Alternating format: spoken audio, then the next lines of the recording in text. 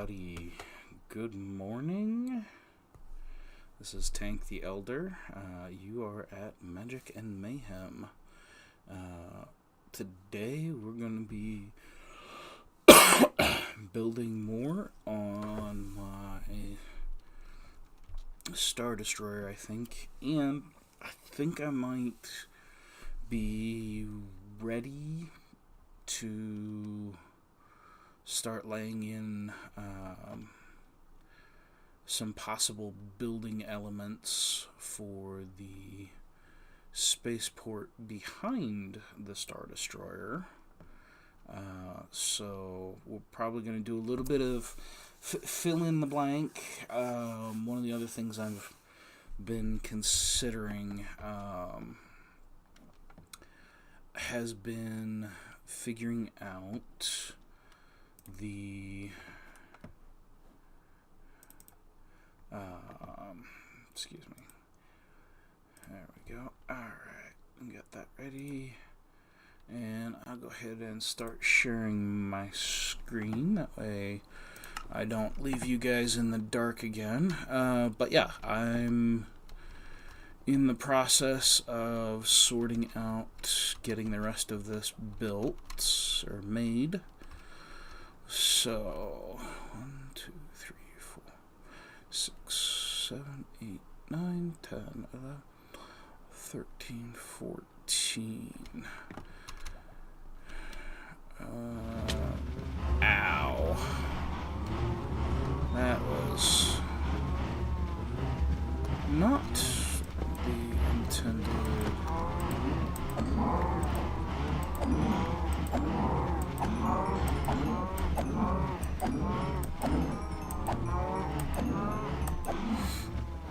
I have been needing to do this for a bit anyway, so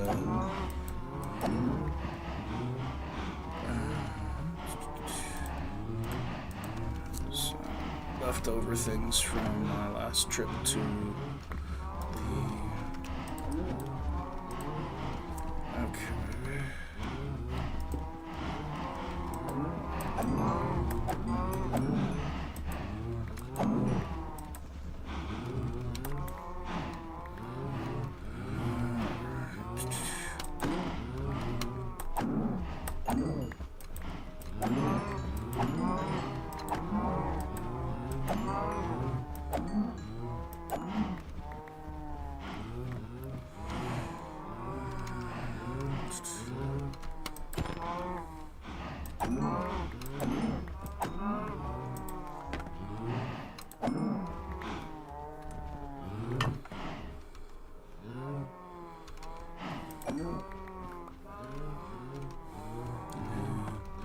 I need one more.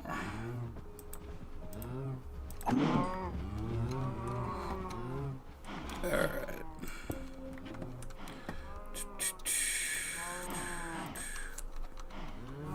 Alright. Oh. Well, now I feel bad because I killed something and I didn't even take the goodies. Alright. So now that they're not going to hemorrhage out at the seams, we're going to get this Mr. Cow. Okay, so completely non-intentional start to doing that, but we might as well take the opportunity.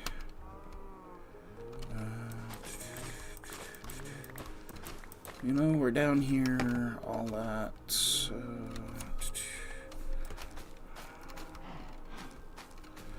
we will turn that into an actual farm in a little while. I just knew after I got the nether wart that I needed a place to grow it, because even though I had collected a good bit of it from the nether fortress, it's not like I had a ton of it left to do things with. So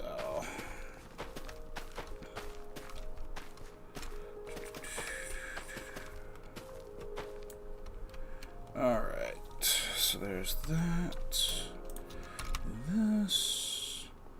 Let's go drop some carrots for the librarians, because at least one of them got smacked the other day because he got out. And while I managed to corral him back in, I did smack him with the sword once. So it's raining carrots. Hallelujah, it's raining carrots. There y'all go, have fun. Drop me a big boy. At least one big boy has dropped.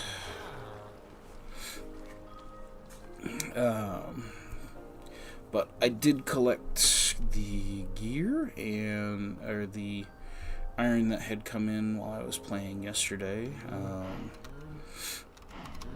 I had the opportunity to play a little bit because my wife and my son went with her family up to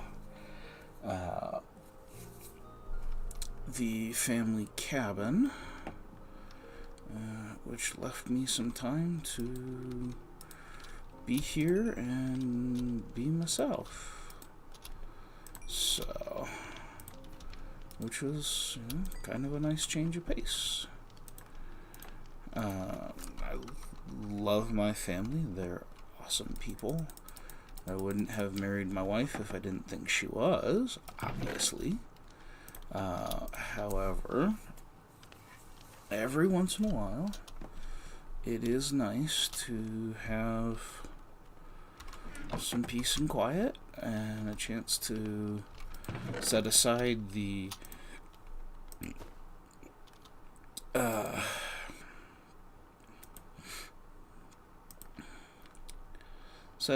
efforts of being, you need to come with me, you need to come with me. Okay, so you and you.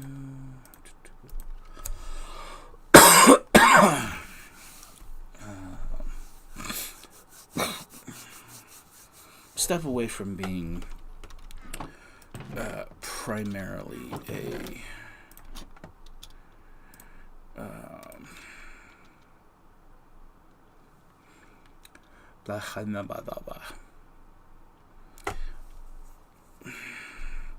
from some of the responsibilities that come from being a husband and father. Not because I don't like those responsibilities. I chose them. And I chose my wife to have those responsibilities with.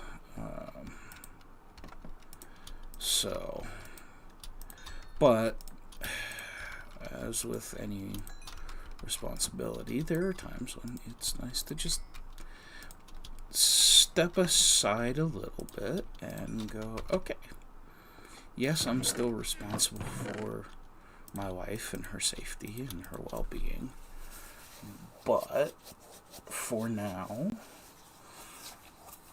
she's being the big, independent, strong woman that she is, and I am being myself and taking care of the things that I do to enjoy myself, to make her life better, what have you. Alright, so definitely going to need, so if I need, what did I say, 14 maps?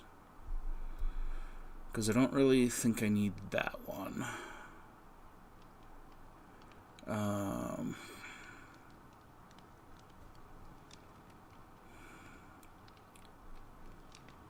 So that is, says 9.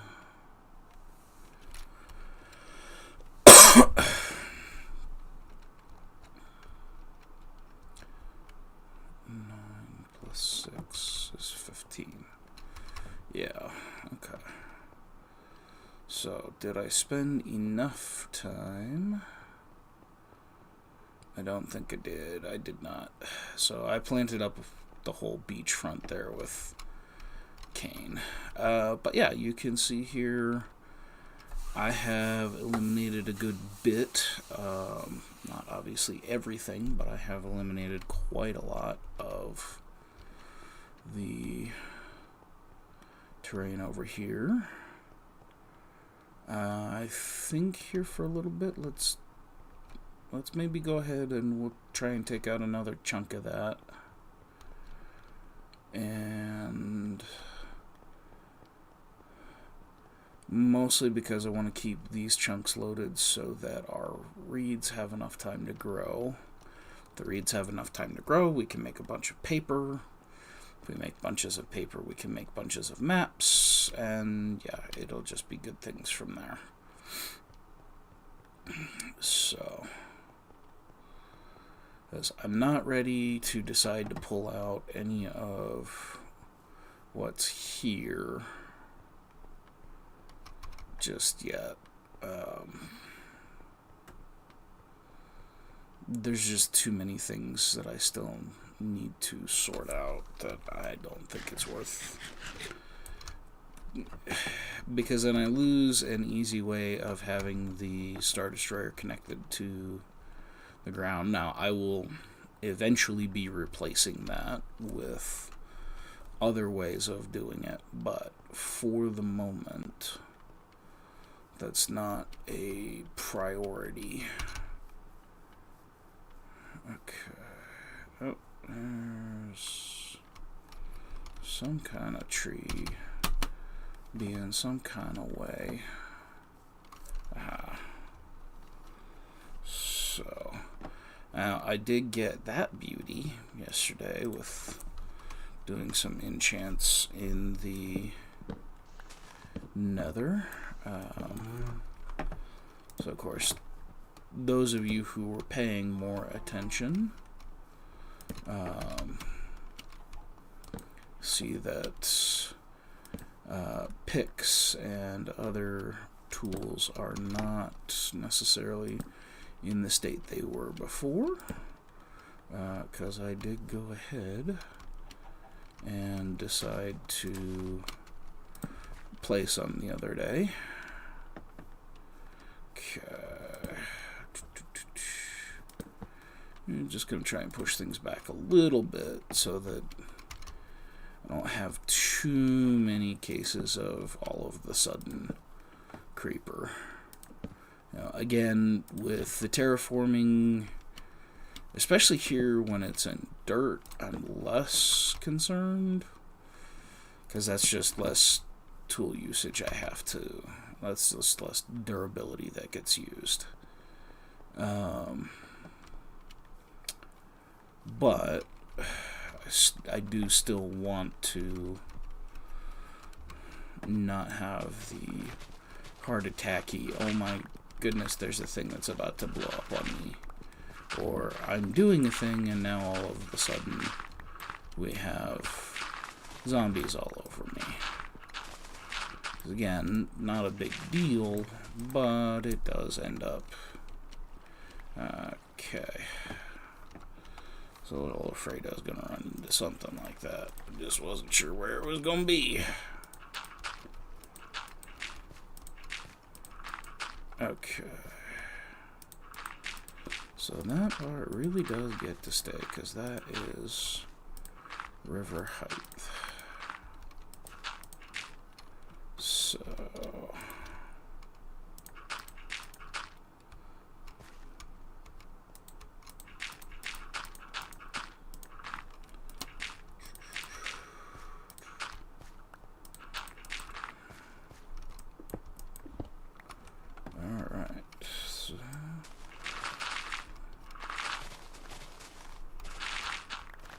And yeah, at this point, we're just going to tear out as much of this as we can. And replace this torches. You've got too many torches. Okay, so that and that one. Okay. So...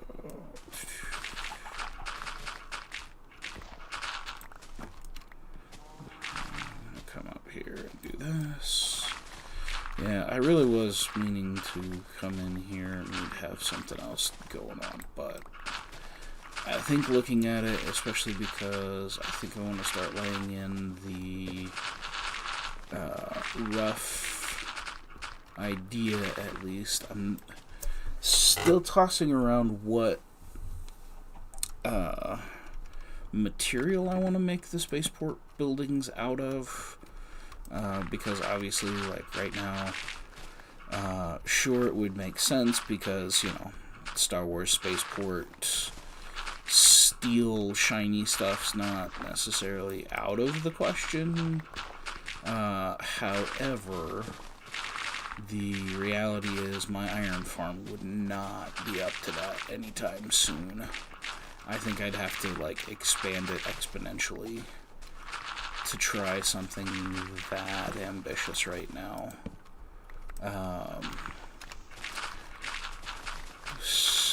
And I don't think I'm super worried about having this all set up for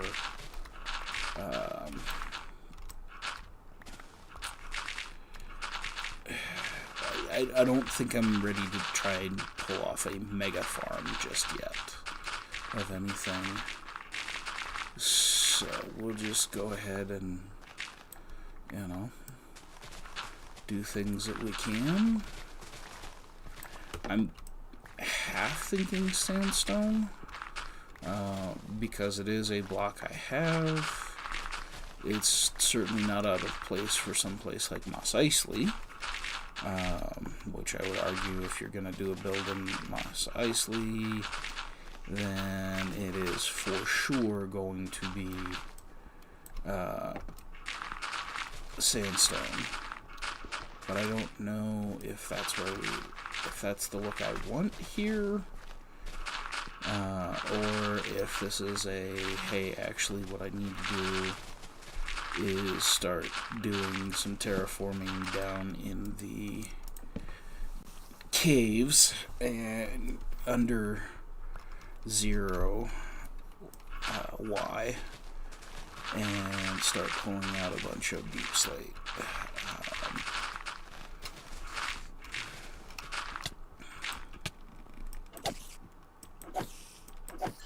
Bad spider. No touchy. No touch.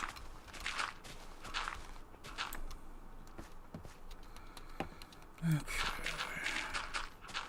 And yes, as you've seen, I have plenty of double chests of dirt. I will go drop off everything that is in my inventory in one of those but I am definitely not worried about keeping all of the dirt.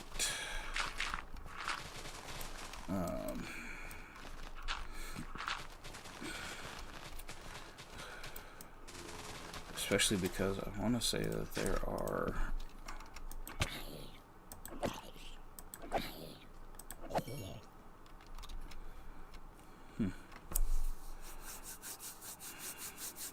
You realize that the paths could be hydrated.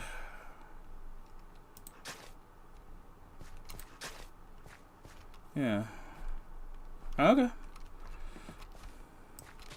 Is what it is.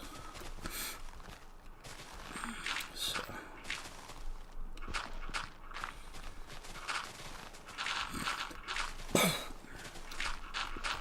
Yeah, we'll come through and tear all this out.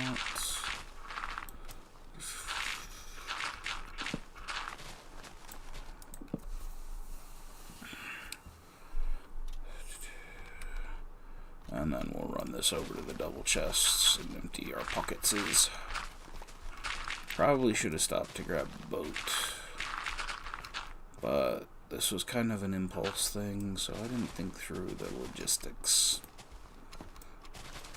And that's okay. Life happens that way some days. Alright, sun's about to come up. Alright, let's run over here. Ta.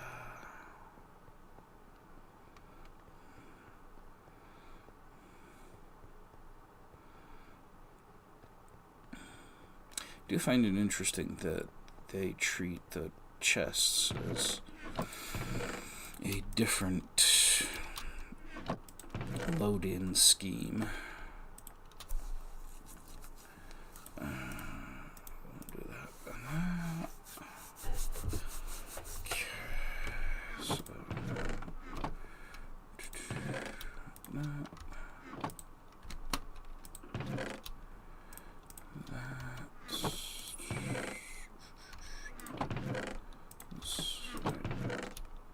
eggs.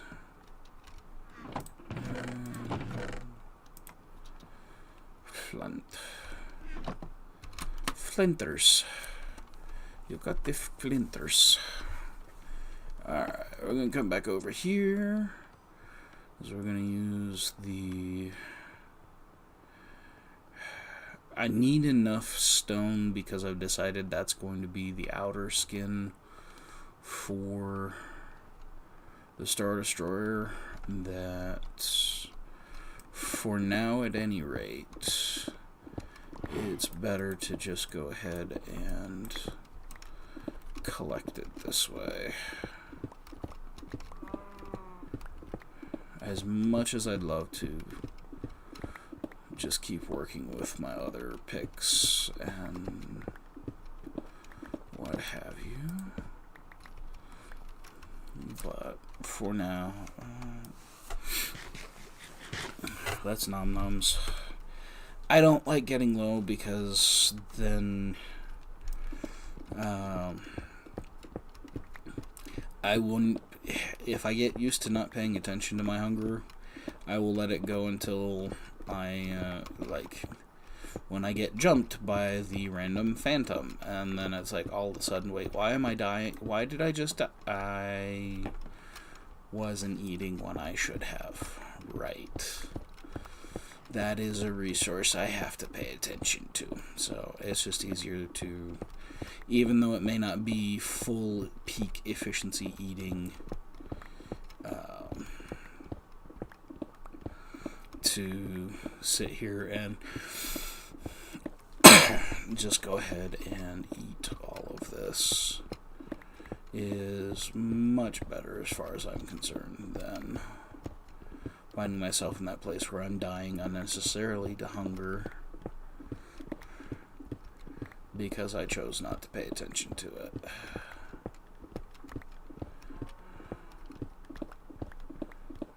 For efficiency things.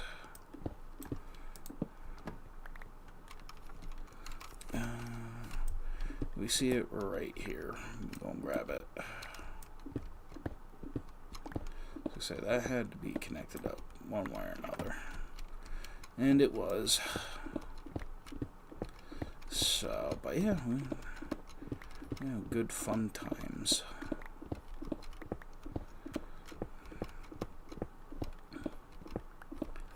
So, here we go. Punch that back out. Let's go grab. So I know, there it is. I was gonna say, I know we've got coal. So, because what I'm gonna do now, just to keep from picking up dirt, and fill the inventory. Though it's mostly reserved for that now. Alright.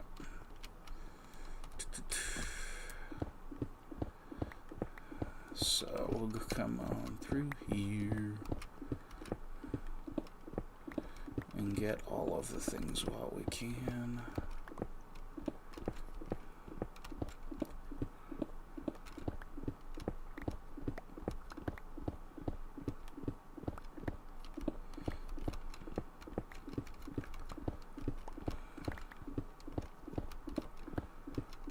Right on through to the other side.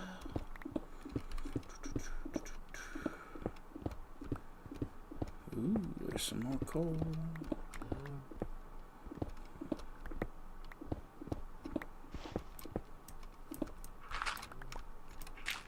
Alright, let's pick this up. See how many of these we get.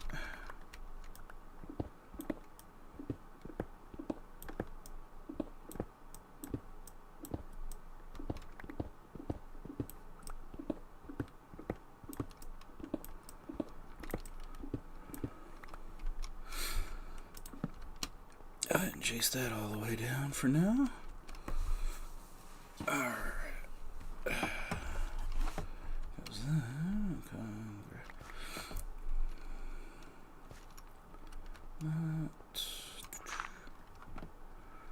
Okay. And of course, it's raining.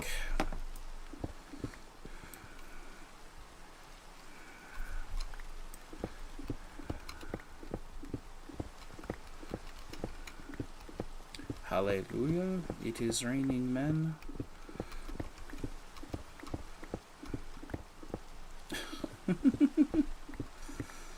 Good morning, my love. I hope you're having a lovely morning.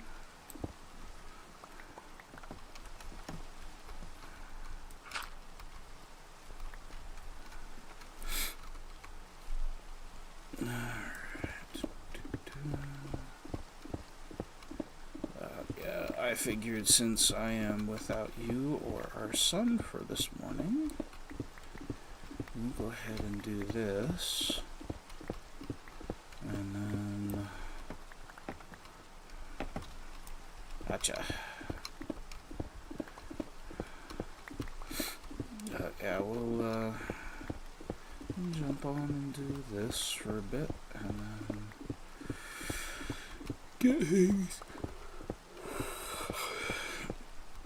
squared away upstairs, get what should be the last bits of dishes squared away upstairs, and just get going on the day. But since you and Bubby are up with our family, I figured now might be a good time to hop on and just get used to doing this. You know. So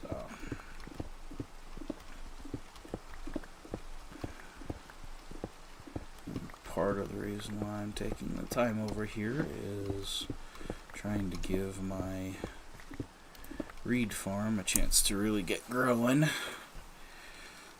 Keep them loaded in, that way I can go over and collect a whole bunch, because I need to make a bunch of maps. I want to finish making the maps for the area here that I am building up. That way we can see what it all looks like and get a real sense of how crazy this project really is.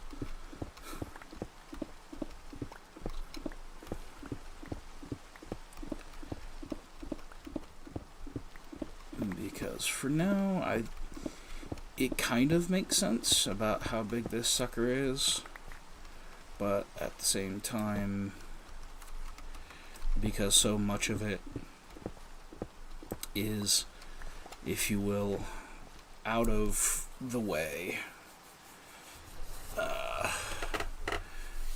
it's a little bit hard to just appreciate just exactly what the scale on this really is.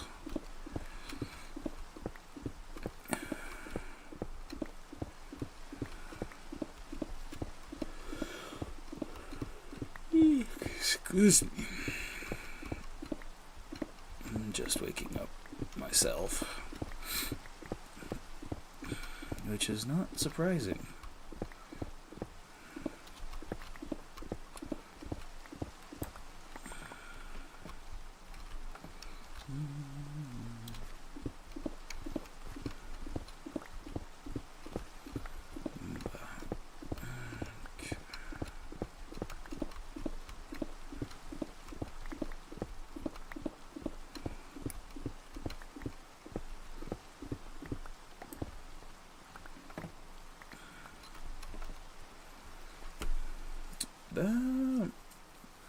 That might be a very good way of doing.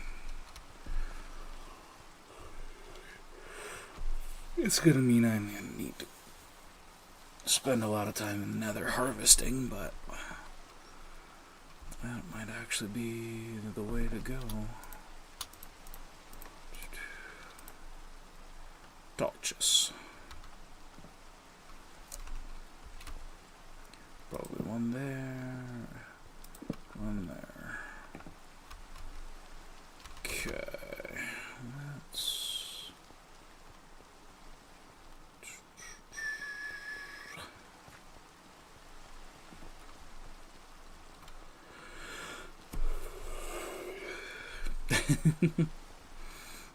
Go wake up. I love you, darling. I love you so much.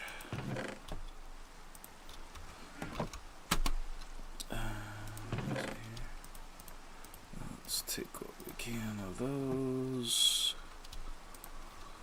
Alright.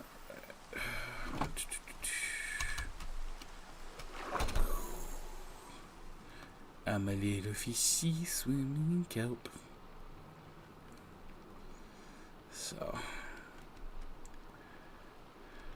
give Bubby kisses from Daddy too when he gets going.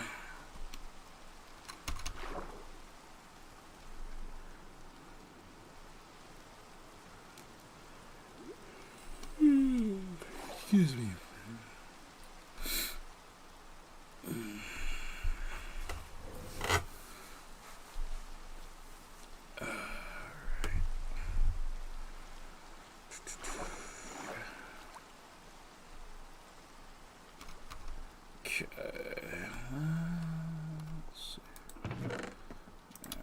Let's fill you, and then you are the other one. Let's pull you all out, and we will decorate all of these wonderful things.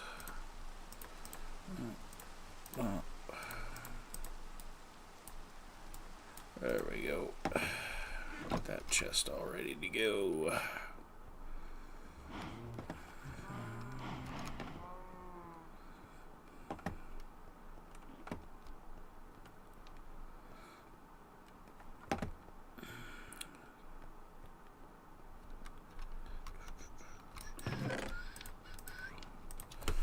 Might be time to grab all those and have a fortune party. Okay, put you away. Oops. Put you away. And put you away. Yeah, I think it might be time for a fortune party.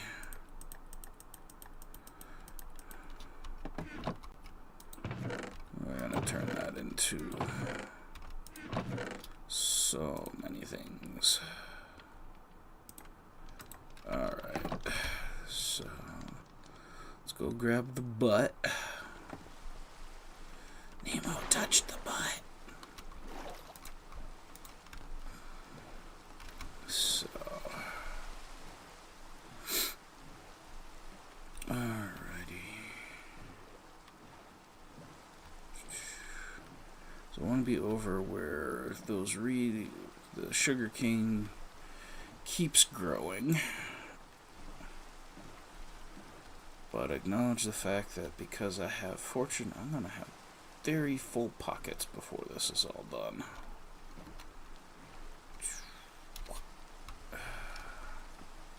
That feels crazy to me. That I've put in that amount of time already. Okay, so we're gonna actually do you and you. Actually, let's keep that. No, that was money. We're gonna put pretty much everything away that I typically keep in my pockets. Because, okay, the iron and the copper. Alright, so we're gonna go up a,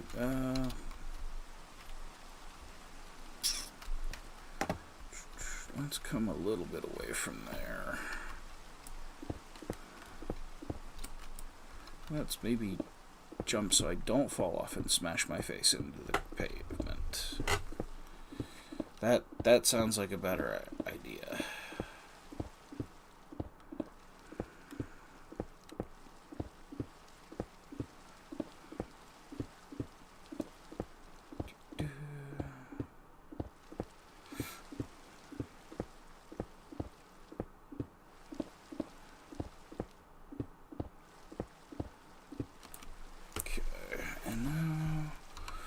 Start with the metal, as we will go through the metal, and then we'll leave all the stuff that'll give me XP until last, so that the mending has a chance to do what mending does, and we keep the tools nice and happy.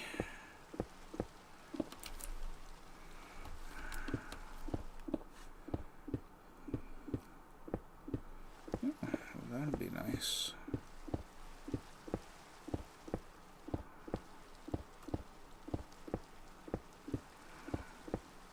It's kind of fun getting this perspective to really see what's been going on. And you can see how I've made my nice little chunkies to take out. And I think, honestly, I may just take that all out as a single thing. It's not my intention to do that today, necessarily, but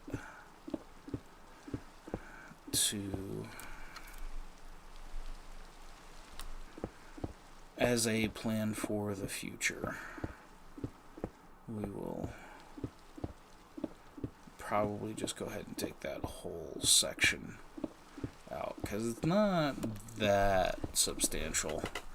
Probably about a half hour of work, if I don't have to stop and empty my pockets out too often.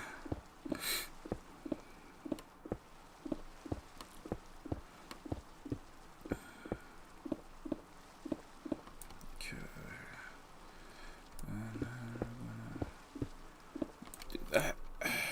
Alright. And let's go back down the ladder.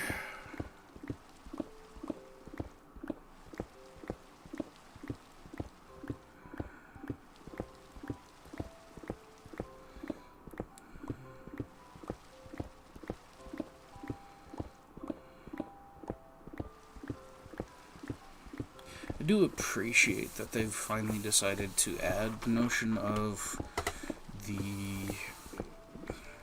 I say finally. So when I started playing, of course, diamonds, emeralds, all those were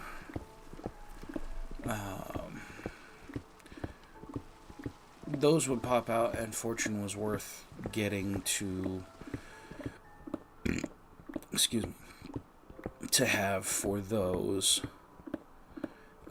but it was not useful for iron and gold, and so it's kind of nice to see that they realize, like, oh, actually, if we give them access to more of those, because let's face it, with the way real mining works, and attempting to have this game present at least a decent facsimile of mining, and I think in part because it was one of the ways in which the do you not have? Oh, that's right, I forgot. It doesn't have mending on this one. So we're just going to be leveling up, and that's okay. But I think one of the things they realize is perhaps one of the most consistent mods that came into Minecraft at one point were all of the ways to ore double. Because that was one of the things that held you back when building in Minecraft for a while, was the fact that your ore, like, you had some that you could get all kinds of resources from. Like, fortune on redstone is just ridiculous. Like, I understand why they do it, what have you, but my goodness, if you're not doing redstone, it's completely pointless, because redstone already gives you so much when you break it.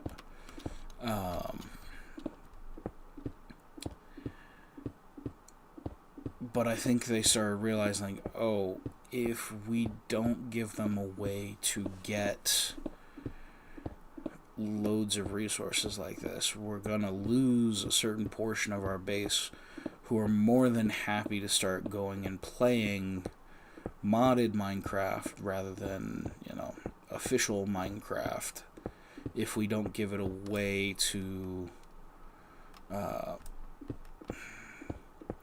be influenced the same way that, if we don't give ore, like iron, a way to be influenced in the same way that coal and diamonds and all of those are. I think they were finding enough people were like, we're just gonna do this instead, and they realized, okay, that makes sense, but that's not how we want the meta of the game to really play out. We'd like you all to actually play our game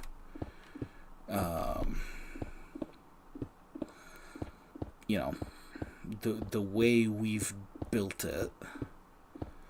And if everybody's doing that, well, then that's not the way that we built it. So wait a second here. We're kind of coming up with, giving ourselves new problems to figure out now. And hey, we already have the notion of iron nugget, like the nuggets of things that you can then combine to create blocks and bars of iron and gold.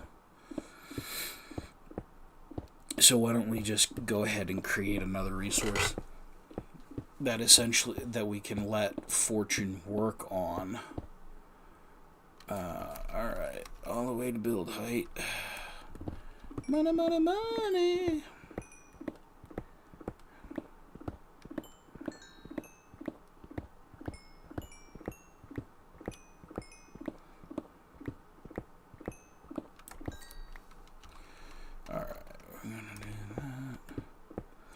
Might as well empty all of our pockets.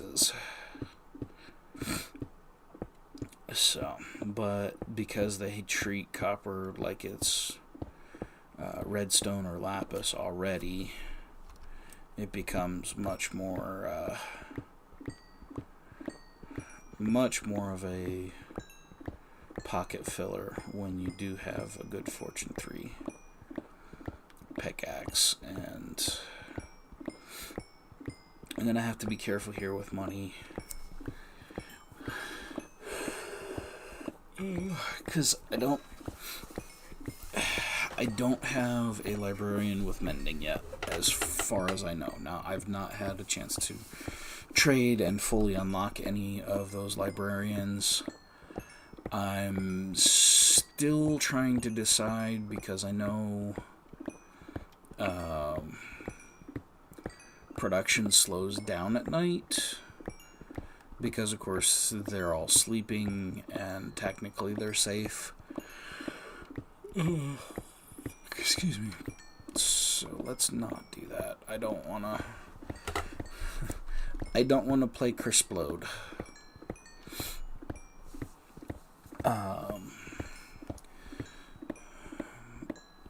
But yeah, so I don't have mending to throw on here. I really don't want to lose this pickaxe, so as we get along, we may decide either we're adding another pickaxe to it or something. But because fortune is such a powerful enchant, and mending is as well,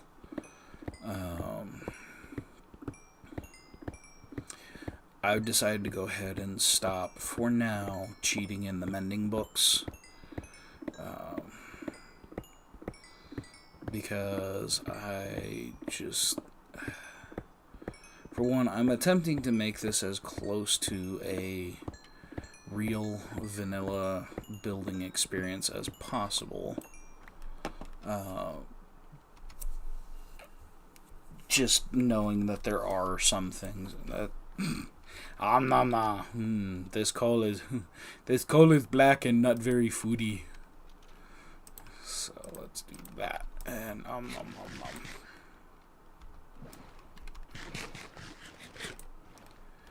Alright. So we'll come back out here. And we'll pick out as much of that as we can.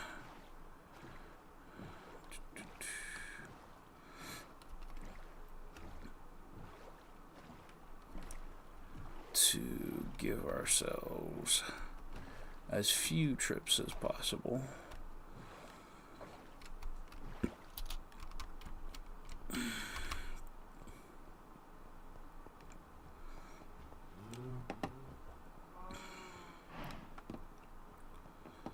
So, but we will go through and fill. Alright, so you haven't, because I haven't done a whole lot of.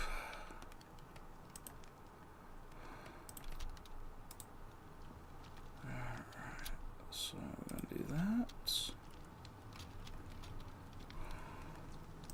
That and that. That and that.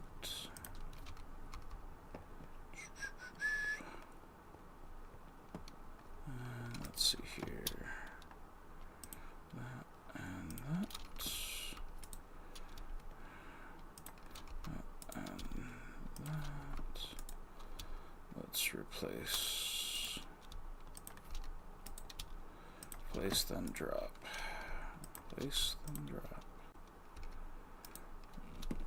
Place and drop.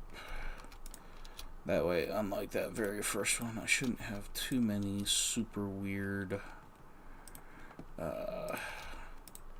coal counts like I did with that. Alright. Come to the coal box. Place all that. And lappy copper and iron. That and that. Just a little bit of beef. Tiny bits of beef. Like almost none, really.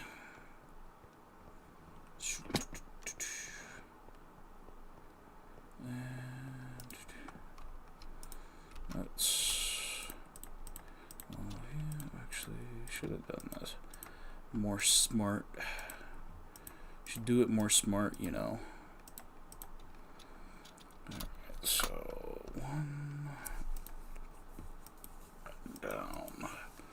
Sword is in place. I have a silk touch shovel. I haven't used it yet because I'm not 100% sure what I want to keep.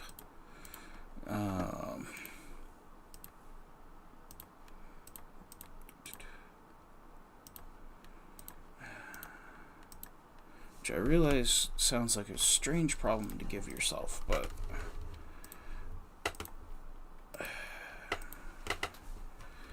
it's still my reality of, and some of it is also I have a certain number of chests that I've already put together that I'm doing specific things with, and having yet another chest that I have to pay attention to is not the highest priority at the moment.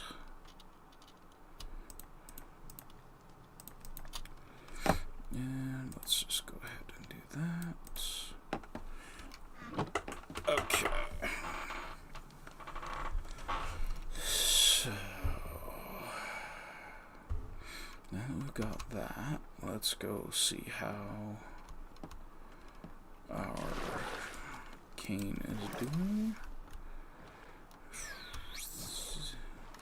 Splish splash, I was driving my boat.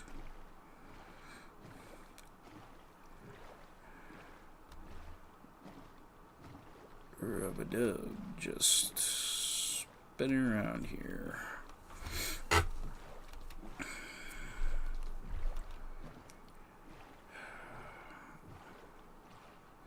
It's interesting to me to see some of the things that have happened because of choices I've made that I now go, I don't think that's the choice I want.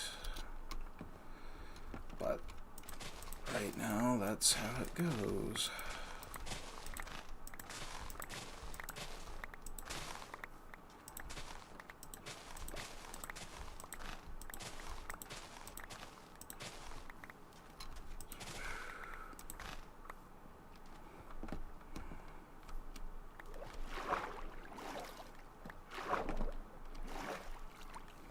I know I should soon make a reed farm.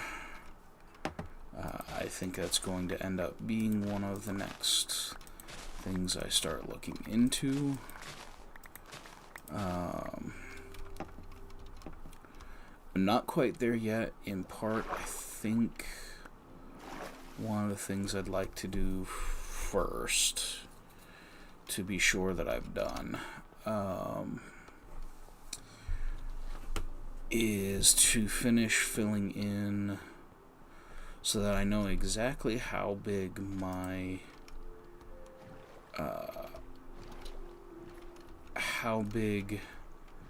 the water level floor actually is going to end up, so that what I can do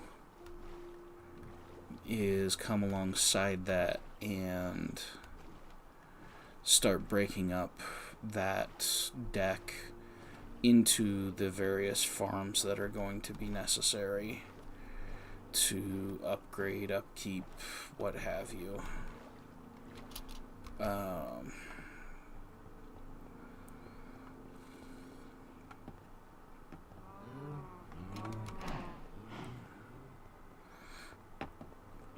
Because they are going to be important things. Can I?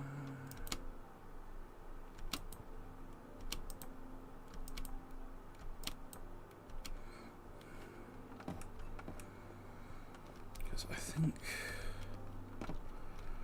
we're going to pop you off to...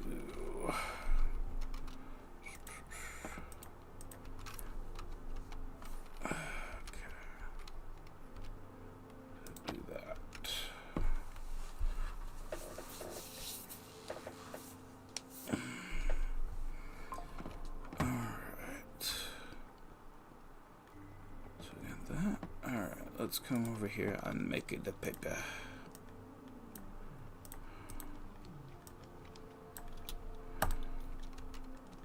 And grab that. And these. So 16.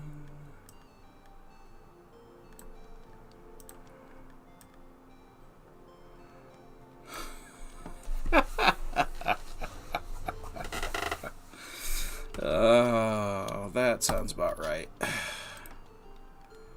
And leave one. Probably should do that one of these times in the Nether, because I have picked up. I still have more of those. So, all right.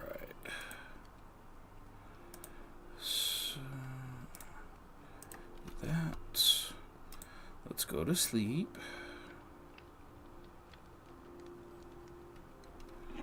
And Okay, so I think our next one's going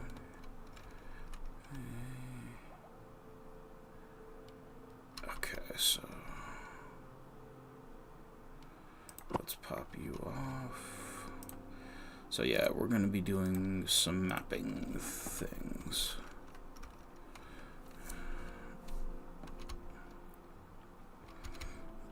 So we're going to go make sure we're in this area.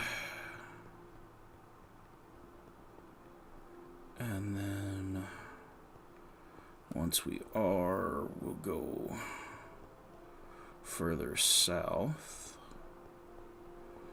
Like out here along one of these. Whee! Oh no, the map's getting wet.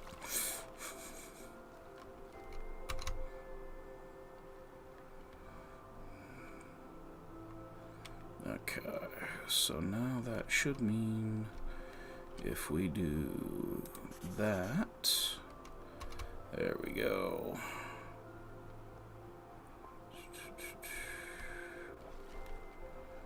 And, okay, pull that. This is our next one.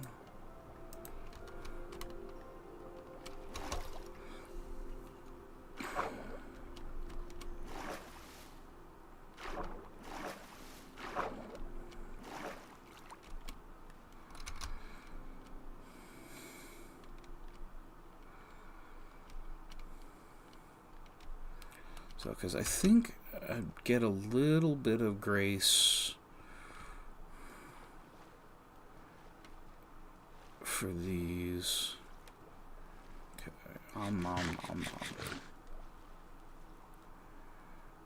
Okay, and now I'm out a little bit further and boom. So let's a little bit further this way will give us a little bit more. Okay. Let me come back here. Probably should grab the boat for all of the ocean that I'm going to be mapping through.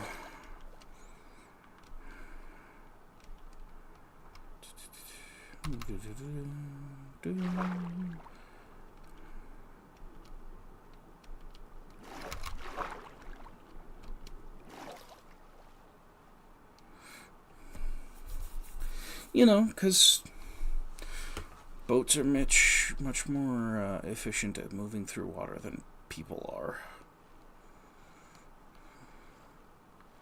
That's just how that goes, right?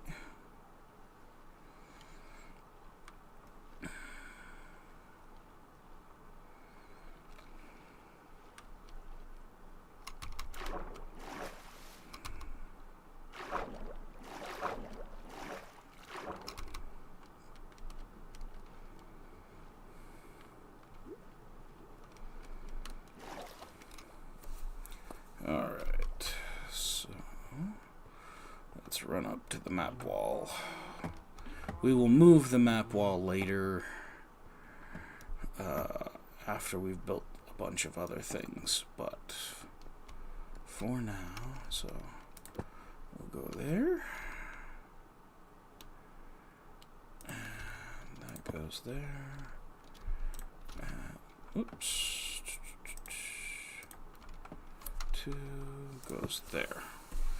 Alright.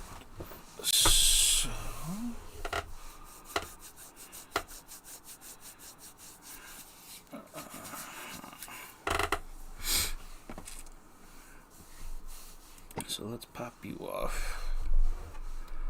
We're gonna go grab the boat. So that's really only gonna be those 2. Okay. Oh, Mr. Bot. So, and then like I said, I think looking at what's going on, we are going to... Oops.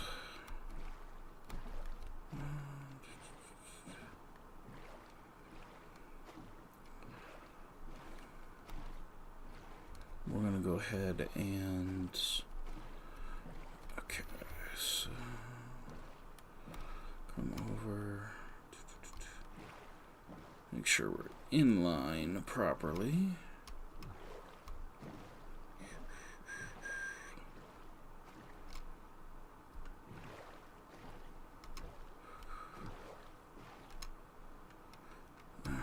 So let's actually come out here.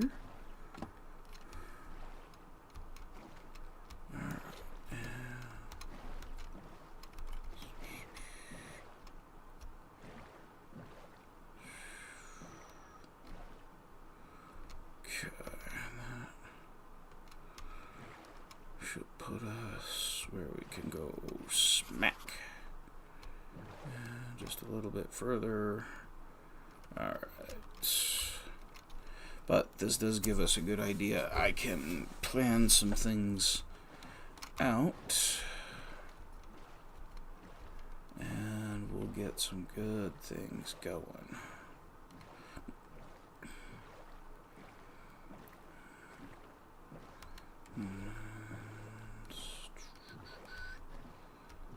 Let's see. Go way through.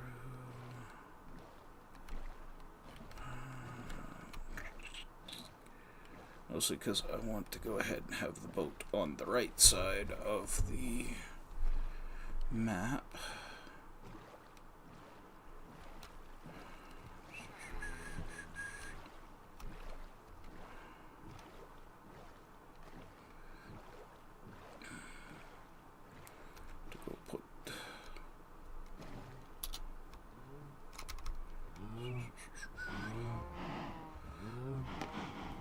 Like I said, I think then I'm gonna copy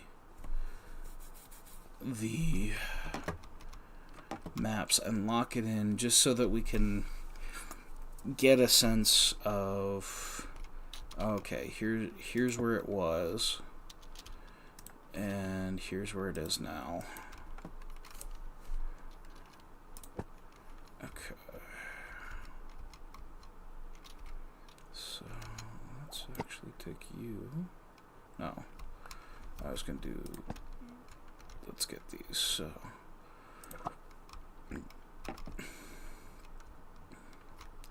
let's not fall down that hole. I did that this morning. I already did that today. We don't need to fall that far today.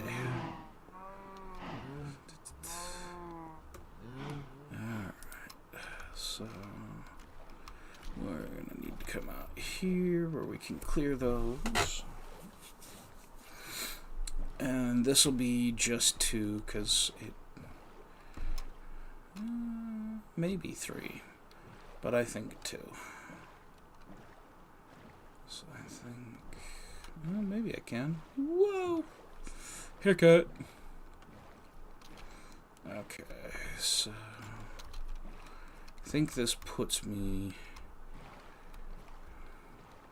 where I want to be, but I do actually want to find for sure where I'm at in the map, so we're just gonna do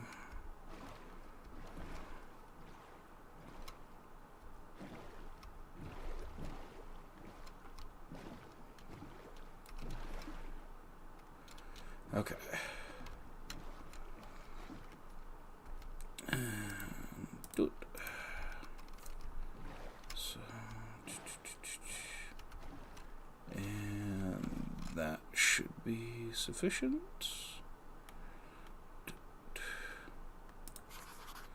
Boom. So we'll come up further along here and put you aside. You'll be the big one, and then we got a new map.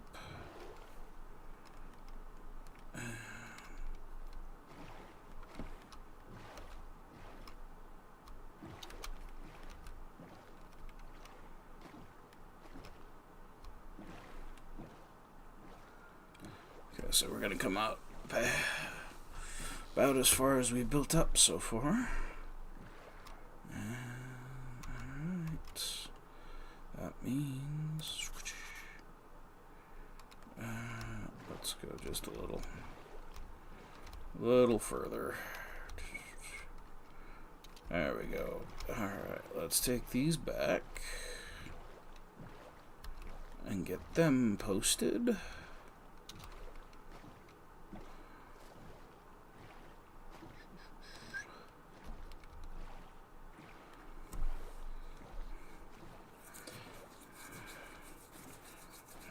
So yeah, this is quite lovely. Getting all this squared away.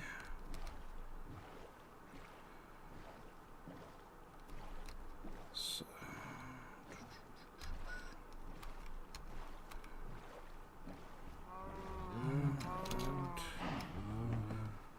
drop off here beside the moo cow.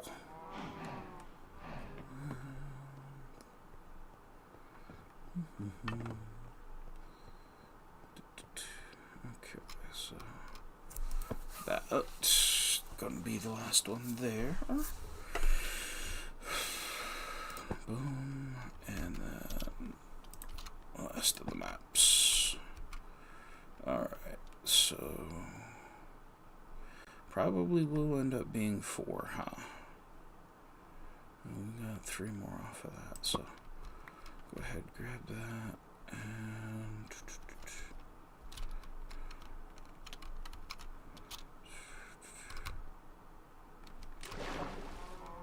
okay.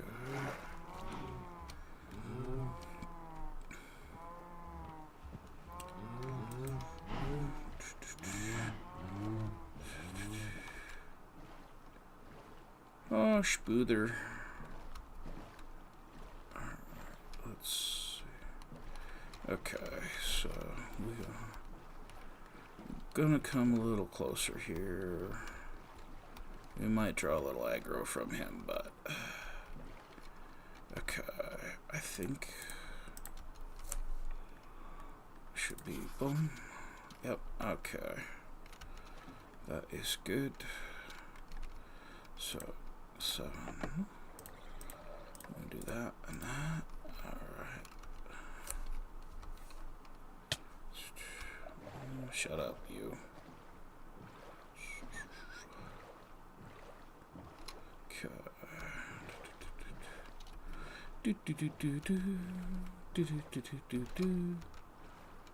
Okay, that should mean let's come up here a little bit further. Boom.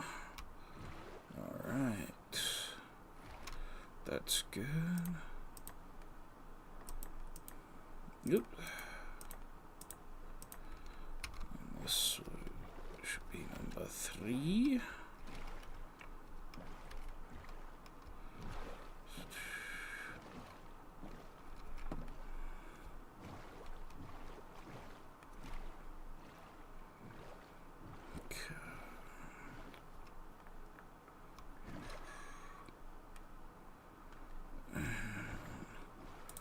One.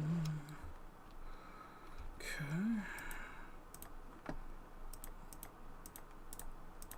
4. So.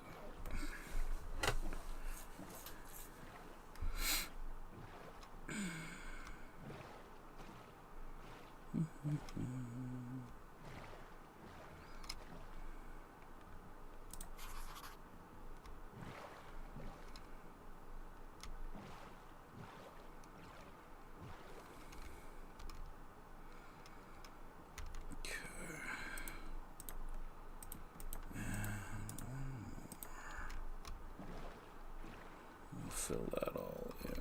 Oops. This is what I'm attempting to do. Alright, yep. So.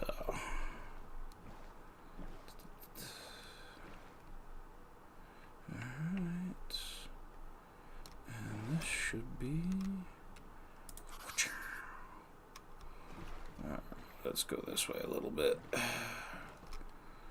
There we go.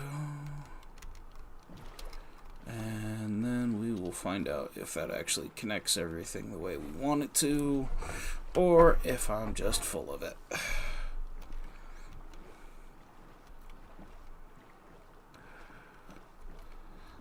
So, But yeah, that is the opening for the hangar. That's going to be a pretty sizable opening. We'll have to decide if we're going to do something silly, like go ahead and have it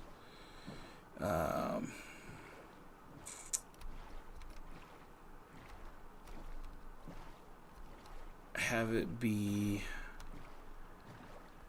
like have a starfighter coming out of it, maybe, like, or a bomber or something. I'm just not sure.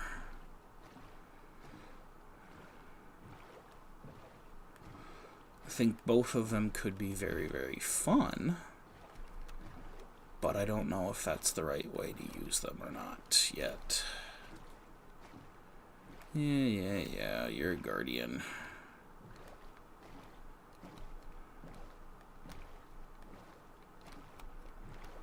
Aren't you special?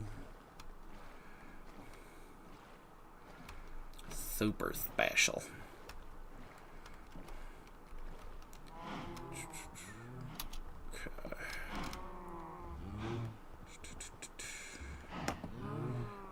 We'll see if this actually matches up the way we want it to. I'm hoping it does.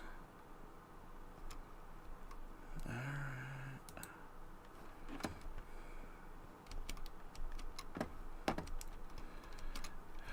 Because I don't want to do too many things that aren't going to have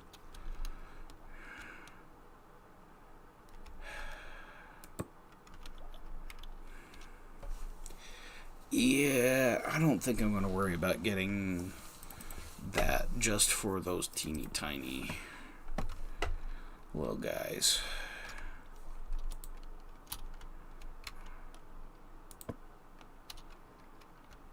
Okay.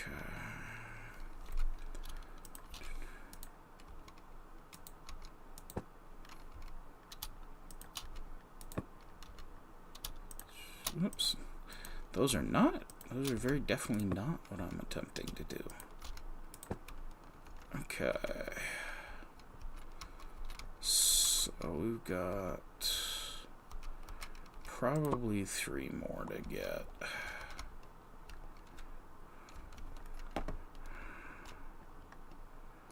And I do think it may be worth doing all 3. We'll see when we come back and hang it up if we like it that way, or if we're gonna change that again. Okay.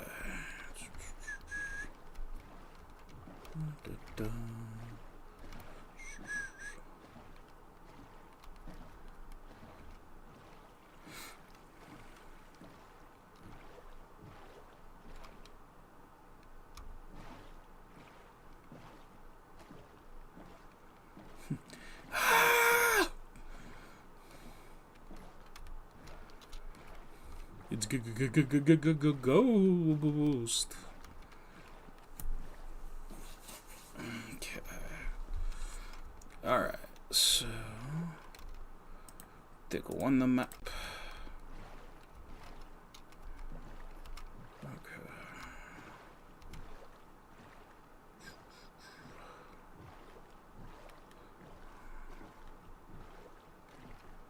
Oops.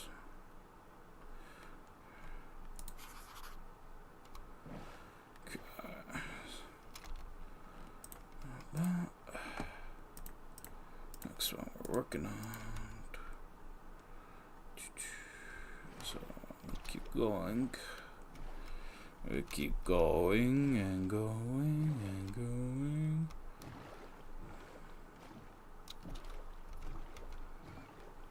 Which this was another unexpected but makes complete and utter hopefulness to me about choosing to do the Star Destroyer here instead of, say, terraforming around it.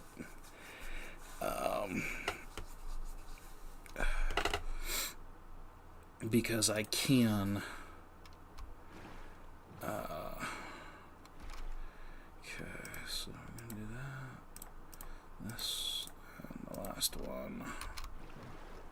Oops. Let's straighten up, fly right. And come back a little closer to the middle. But yeah, get the map all done.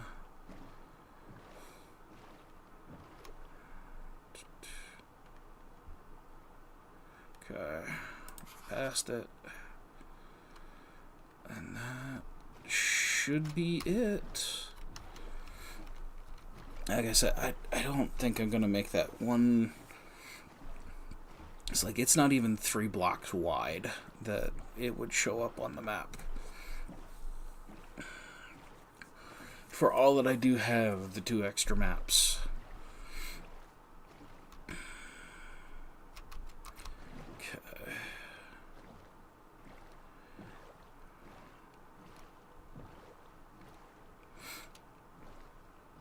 Into the fingers of the dragon.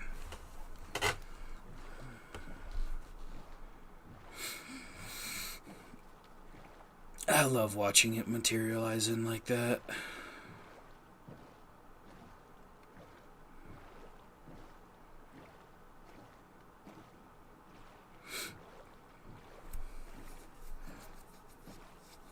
It's one of the reasons why I'm still doing a lot to consider the possibilities of like leaving some of it unfilled, like make it that this is a Star Destroyer being built rather than the full thing. But I don't know. That partially also says I'm being lazy to me, and that's not really the point. The point is to do the thing.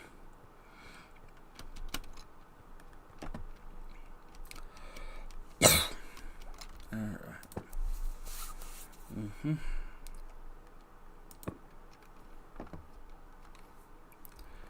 now we come back down here. Give me just a second. And do that, and boom. That, and boom.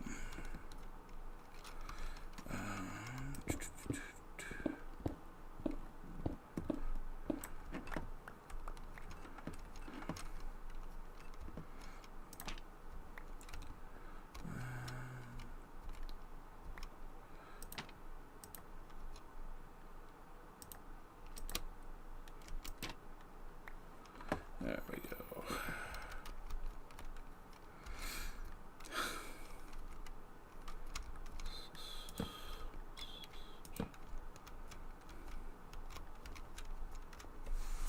There. That's how much this takes up. That's how much we have left to go? Yeah. So... my goodness gracious. Yeah, and that is not scale adjusted at all. That is literally map per chunk needed, or however they do those. That's just how big it is. I love that I've managed to actually build it in such a way that, like, that's the only... excuse me. That's the only part of it that is kind of troublesome because of the way that it's put together. But that... I'm pretty proud of that.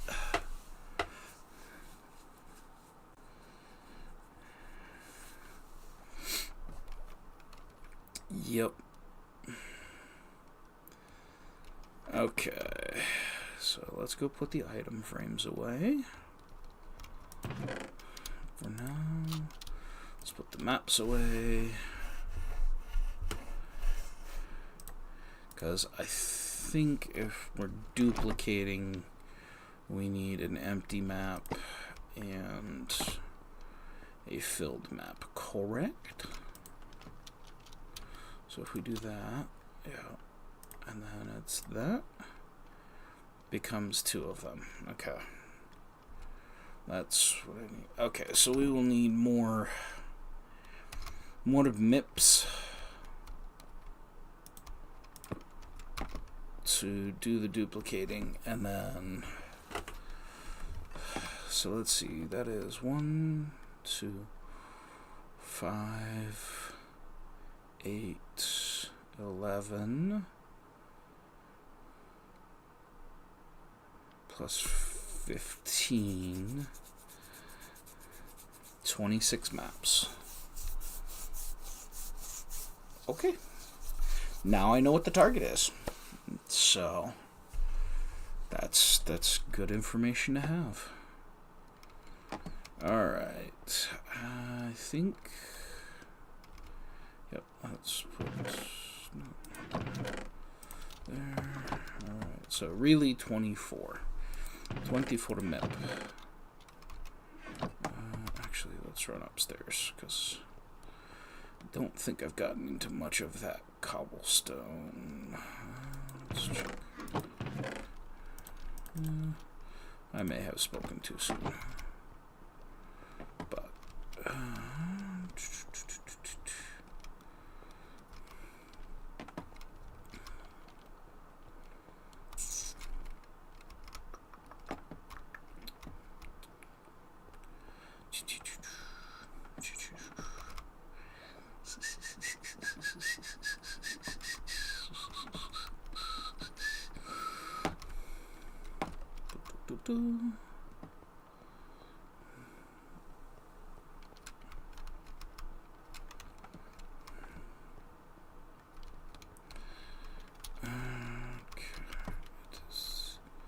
you. Okay.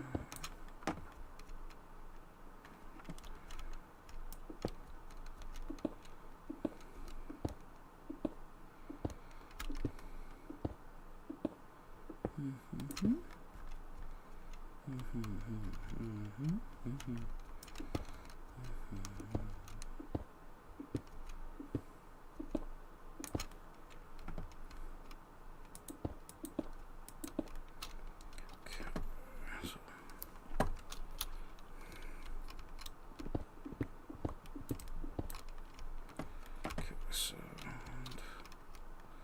that's 1, 2, 3, 4, 6, 7, and 8 is underneath, so just making sure we're doing this right.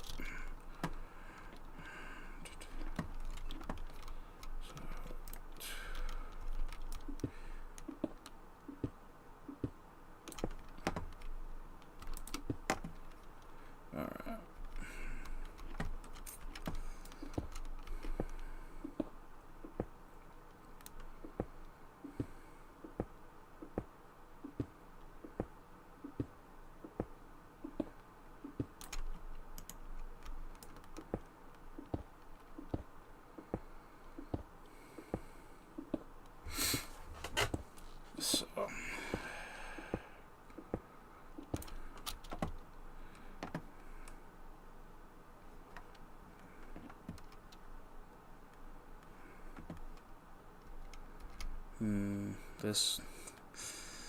this might be a situation. That's okay.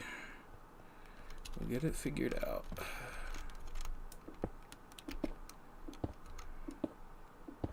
It's probably the fact that I'm going off of the top rather than the bottom.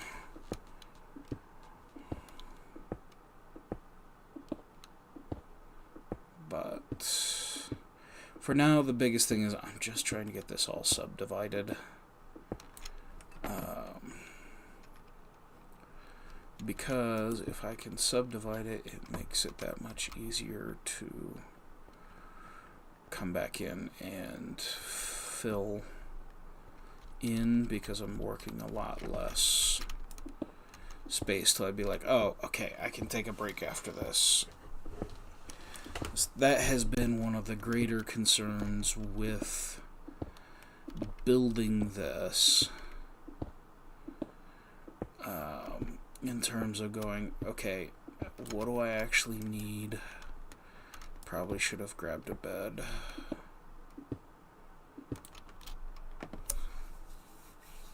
Yeah.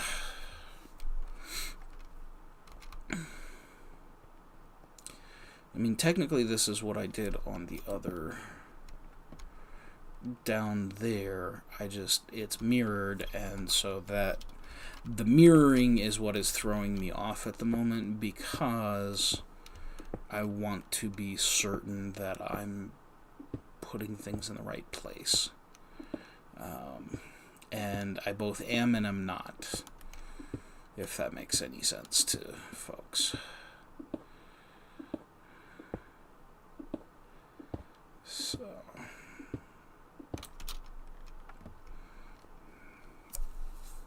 alright. Let's move that, and let's bring that. That way I only have this because I'm not working with multiple building options.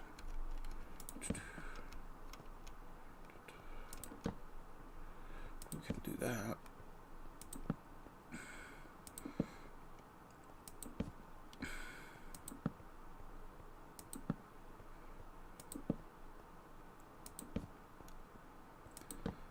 So, I probably forgot that I did some things yesterday. So I hope we haven't been doing too much doubling. I don't think we have, but I'm gonna have to go back and watch to see if I knucked it up or not.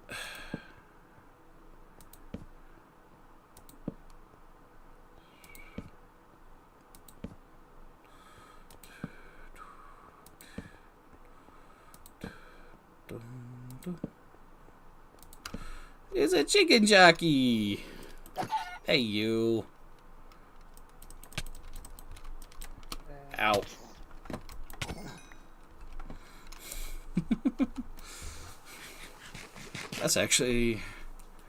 That actually might be one of my first chicken jockeys. I don't think it's the first legitimate chicken jockey that I've seen, but in this world I actually do happen to know that is the first chicken jockey.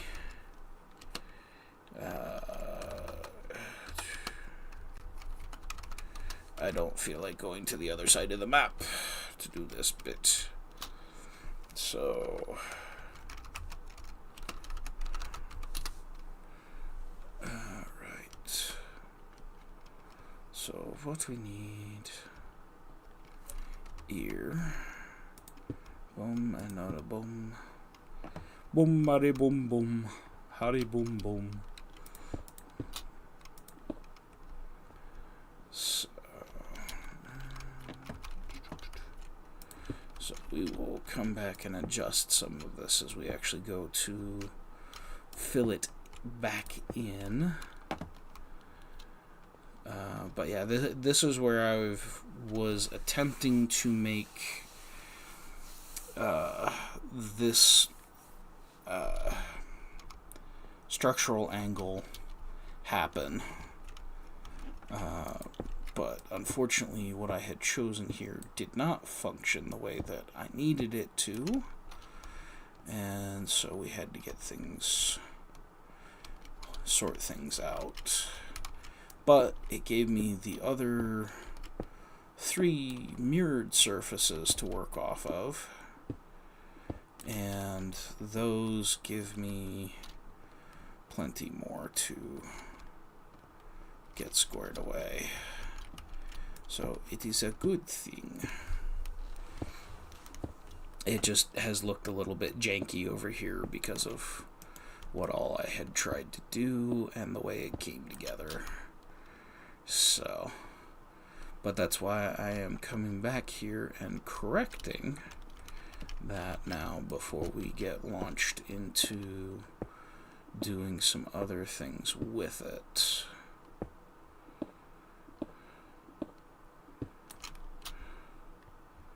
So, and this kind of also shows me where, because this is a little bit off of what this is, and that makes it a little complex too. We'll have a little bit of adjusting to get done as we come back in and fill the spaces at the appropriate heights. But that's okay. This is why we're not trying, like, this would be a long build even in creative. So the fact that I'm doing this in survival, between the fact that it legitimately should tell you just how insane I actually am, which is okay. I don't, like, I know this about myself. I am not confused by this. But yeah, we have all of these fun things to correct based on the things that I've learned from building the different portions that I have so far. And so now it's going to end up as a... Oh, okay. Now that I have this, let's do the work to make it better. And make it look more unified. So... I have a feeling I'm going to run out of the cobblestone to do this before I actually get finished. But we're going to go as far as we can go with this. And if it works out right, keep forgetting this is what I intend to do. Because up here, till I get a few things squared away, as I start coming in and, you know, joining it all together, making it into the outer hull, there's going to be those nasty flying creatures to contend with, as well as any place that can generate a mob. Just leaves me with extra place that I need to be cautious of what's happening. So, but that's okay. This, like I said, this is going to be a good chance to come in and really correct some of those mistakes, because this was the first portion here that I was attempting to figure out how to make the angle so that it met where I wanted it, and left me the references I needed to come back down below and actually figure that out. Actually, we're going to come back over here and do the same thing.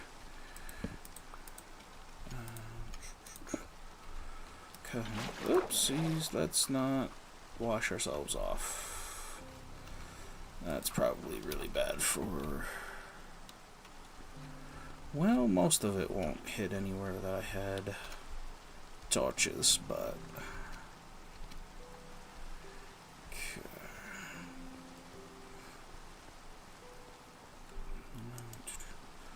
Let's fill our hands.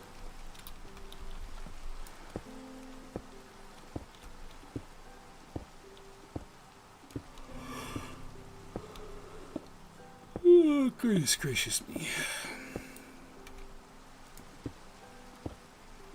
So I have a feeling we're going to keep running in the same. So we're we're going to force the elevation change by just laying it in, and we will come back and edit as we go to fill in the sections to make it all work out right. We're going to make it work out the way it's supposed to be. Alright. Hey. And again, the other thing that I'm not super concerned about, because it's probably going to be some time before I reach a position where excuse me, it is worth the effort and resources of providing a world download for people. And even then, I'm not super concerned about people coming back in here and going, oh, hey, this is actually not perfectly symmetrical. Just because that's not...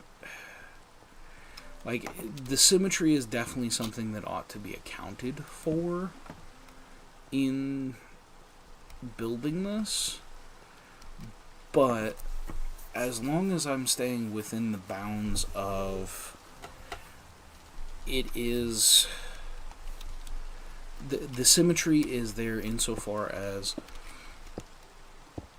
you know, it's an equal number of blocks from the center line out to the edges of, you know, on the east and west side, it is actually, you know, accurately mirrored and all of that kind of thing. Like, the point of this is not, strictly speaking, to make the perfect symmetry happen. If I was super concerned about that, I would teach myself the various mods that you can do where you can go build a thing in creative and then, you know, or build a section and then multiply it in certain ways and things like that, just like if you were actually doing 3D rendering. And I just, that part doesn't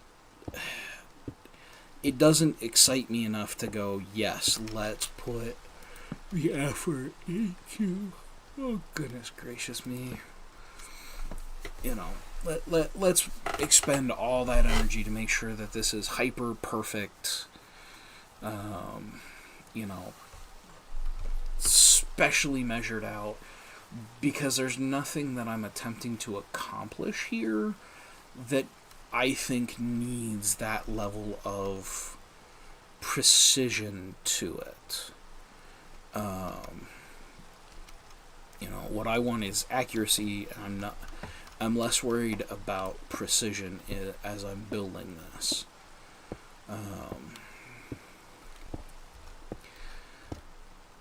So, and the best that I can say there in terms of, like, trying to go, okay, well, what do you mean? Because accurate and precise are kind of the same thing.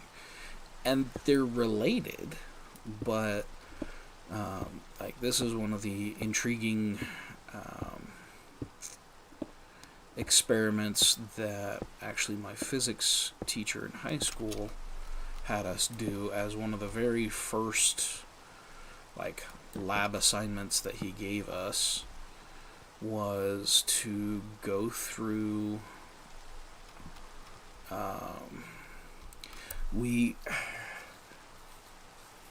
drew circles approximating targets, and then put carbon paper, which, if you don't know what carbon paper is, ask somebody who was born before 1990, and they will inform you. It was this stuff that you could put between pieces of paper, and the pressure that you applied to it would essentially, it's very essentially done. Essentially, the carbon that was in the carbon paper, as you apply pressure, it transfers it transfers carbon to a piece behind it whenever you're 6, 7, okay. And it's not worth grabbing, but this is the accurate one. So we would put a paper, we would put a carbon paper behind the paper we had drawn our bullseye on. Excuse me. And then he had us drop marbles on the paper from increasingly further distances. Like the first one was have it lay on your lab table, have the paper on the lab table, and like basically from shoulder height while you're sitting in your chair, you know, so you're up about like that, and then the repeatable part of the experiment was you always released from, you know, your hand at shoulder height like that over the thing. But then we did things like, okay, well now, while still sitting in your chair, put your target down on the floor and drop your marbles from there. And what he was attempting to show is there is a difference between accuracy and precision. And the difference that you have, and why it gets me fired up about certain assertions that get made in certain circles about certain types of firearms, what have you.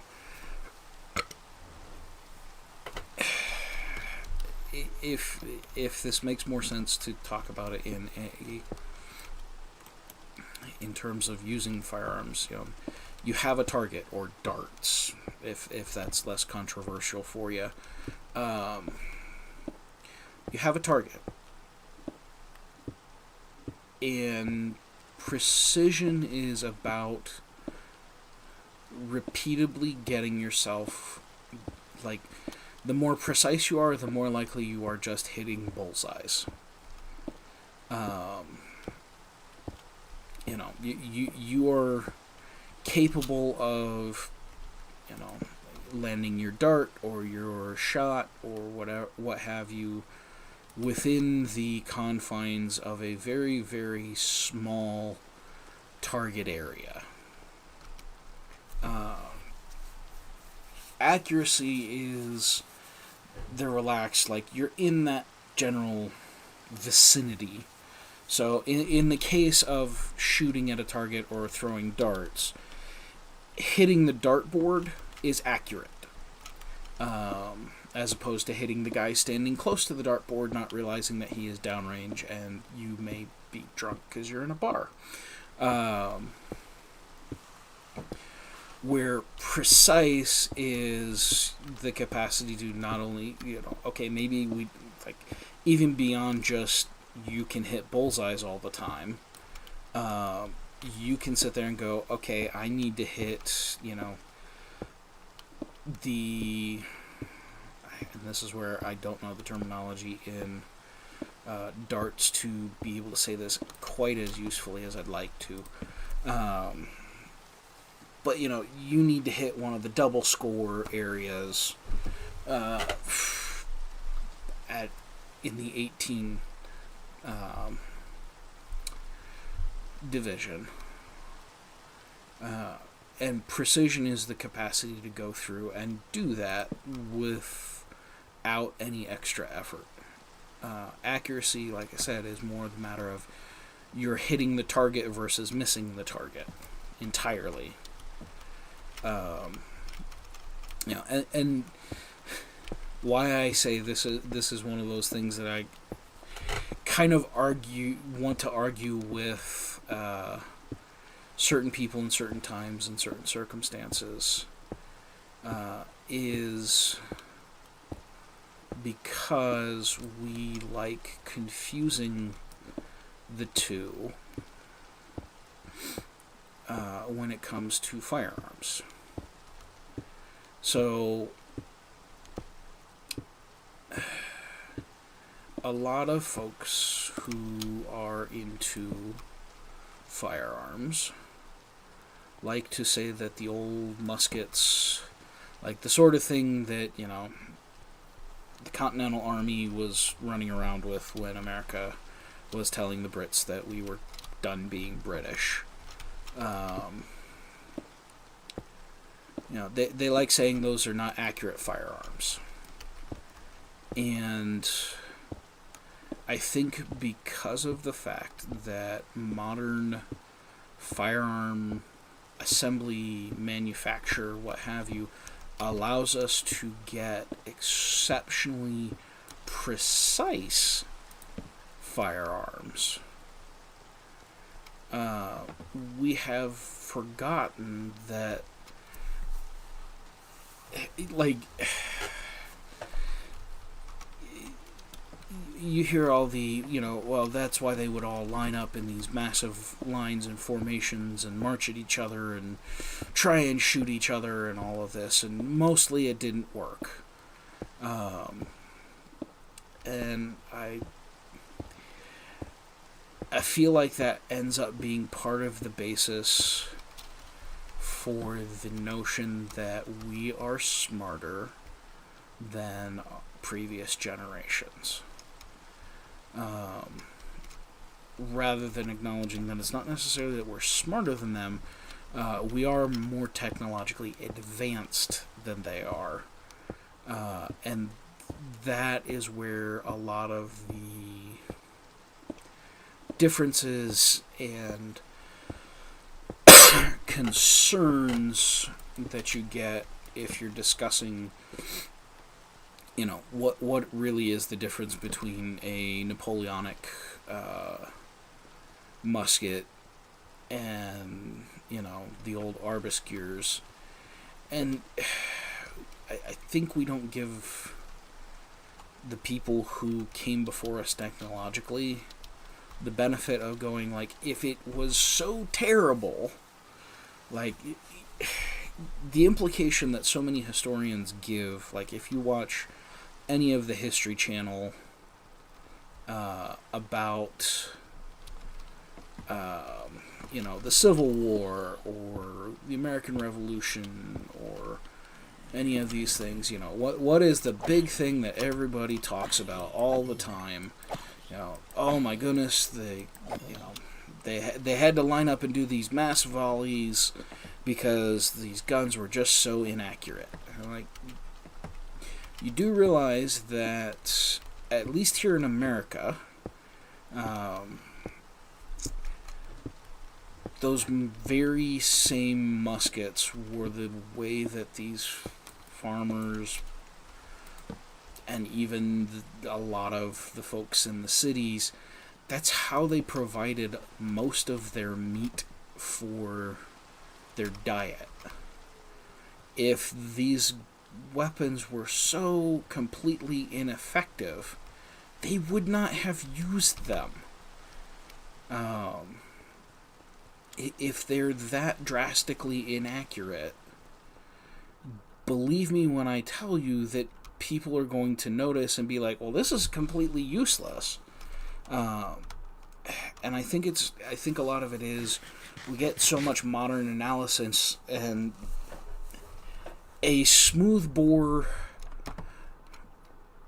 firearm is not going to be nearly as precise as a modern, specifically built match grade sniper rifle. It's just not. They didn't have that they didn't have the metallurgy. They didn't have the precise machining that we can do today. There's all kinds of things, but to sit there and be like, oh, these things are just, like, you couldn't hit the broadside of a barn. I'm like, what the no, you couldn't. There were places and ways in excuse me, and ways in which there were more variables that were uncontrolled than what modern firearm manufacturer allows for. But if you're stupid enough to think that, they just couldn't hit the broadside of the barn, which is why you had to line so many guys up and they just had to fire blindly, no. In war, the reason that is as much of a thing as it is comes down to the same studies that have gone around for years, where they will talk about how even in modern warfare, you will get a certain percentage of soldiers who will not fight effectively. There appears to be something in the human psyche that says, when it comes to a knockdown, drag-out fight, you have situations in which most soldiers, no matter how well trained, will attempt to be busy doing other things. And I don't think it is unrealistic to think and believe that is the same thing that you have. I mean, everybody's stressed. We're going into a battle. Battles are inherently something that the human mind, no matter how dumb you happen to be, can look at and go, this is a scary situation to be in. I'd rather be elsewhere doing other things.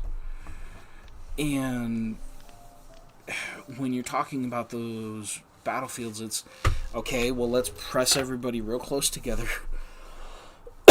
so that your buddies are with you, because it turns out camaraderie is one of the big things to help overcome the human inclination for self-preservation. When you're pressed in beside your buddies, and if you drop and run, they're going to be looking, they're going to have one of two reactions. Either you're both going to, like, you set off the chain of events and everybody just breaks and it becomes a rout, which is, quite frankly, very dangerous and for everybody involved in the rout, because when you are just fleeing and scrambling and trying to get away, you're leaving yourself completely open to the possibility, in fact, the probability, that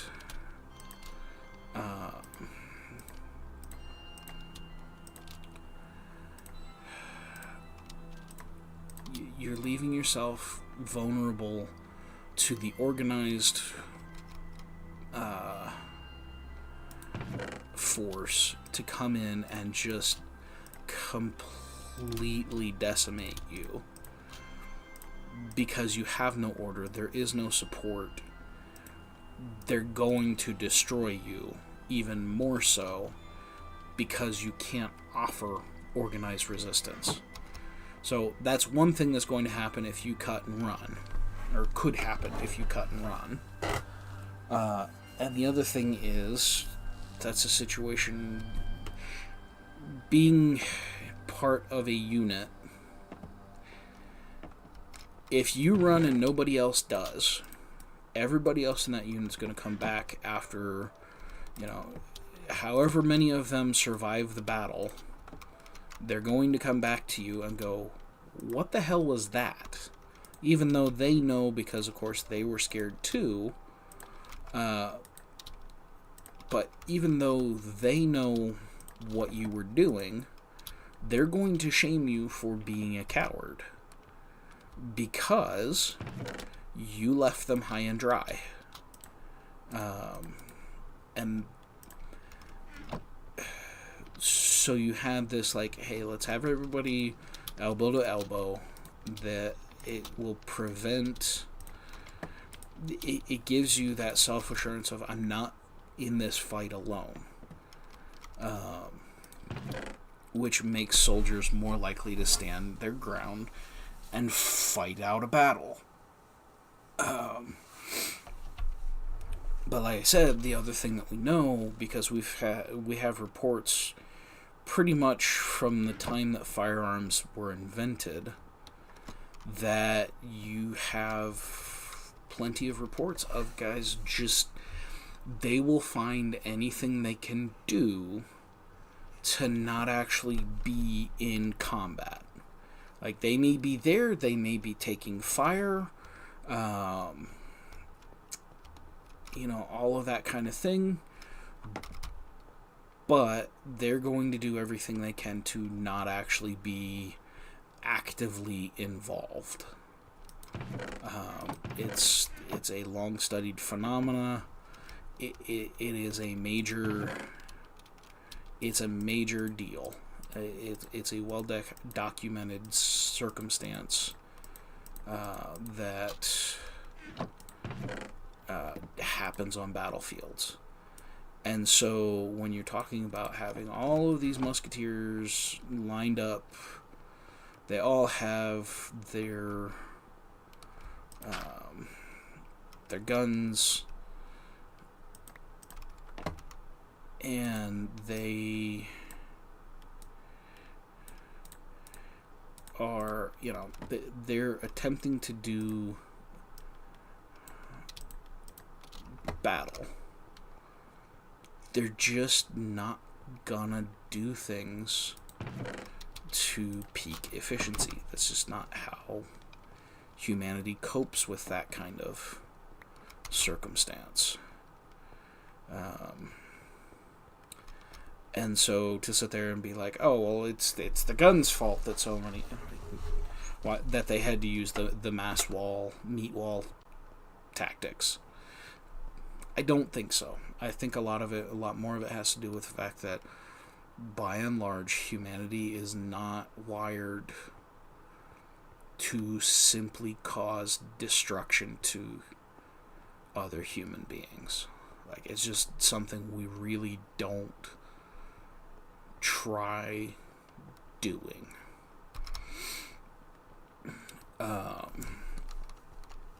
Because like I said, if smoothbore muskets were such an ineffective battlefield weapon, they'd have vanished. If they were that ineffective at their job, which is allowing one group of humans to kill another group of humans, I'm pretty sure we would have seen that musket technology vanished almost as soon as it started. Because turns out most people, when they're faced with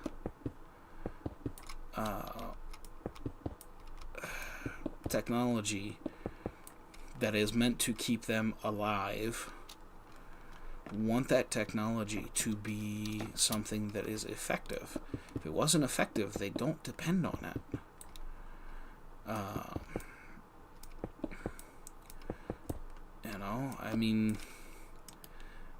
Look at all of the things that computers have made us capable of doing, and yet there are successful computer programs and there's not successful computer programs, and the not successful stuff gets abandoned pretty quickly.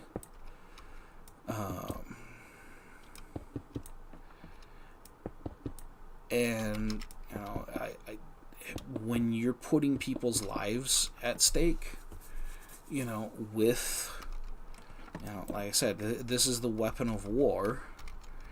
If your weapon doesn't work, what do? You get rid of it.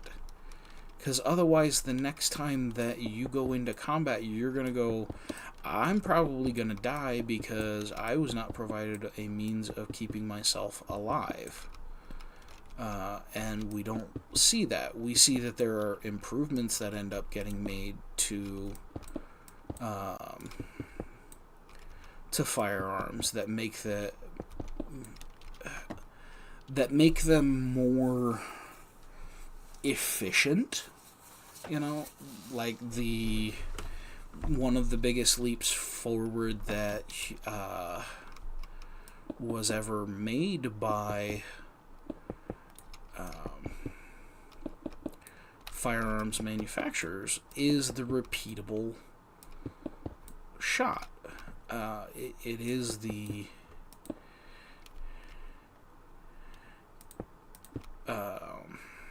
capacity to have your firearm do what it does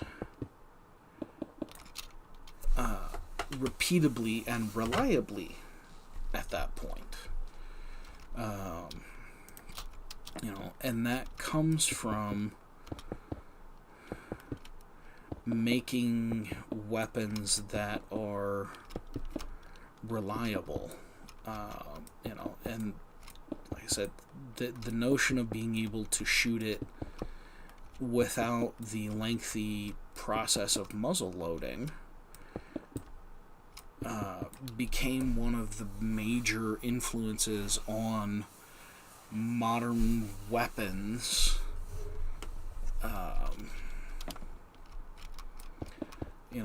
And the way in which wars were fought,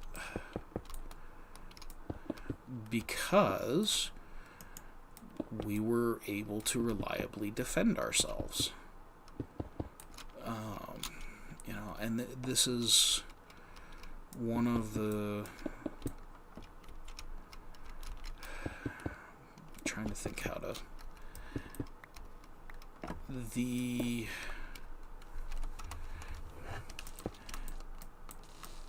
smoothbore rifles, muzzle-loaded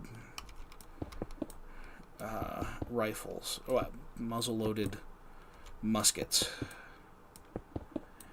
obviously offered something over running up to an enemy and swinging a 3-pound bar of sharpened steel at them, or we wouldn't have continued making them.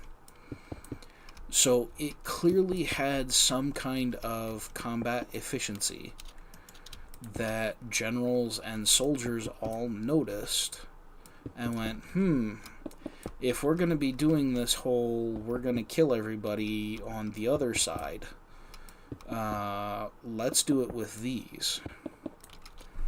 And, I think, particularly within American historical commentaries, because we have this notion, not only do a lot of historical commentators kind of talk up the fact that we, for a very long time, were the country of the citizen soldier. If you ran into an American Army veteran, most times they were a farm boy, tanner's son, what have you. They were somebody who did not do war as their profession. They were not Spartans. And along with that, because of the technological innovation that came with the Kentucky rifle, and just the notion of rifling a musket, a gun barrel in the first place, we really did end up with we kind of have this notion of, marksmanship is just one of the things that matters in American firearms. We want our bullets to hit where we want them to hit. And as manufacturing has been able to better align itself with those demands, like the capacity to metallurgically create a more consistent metal to work with, as our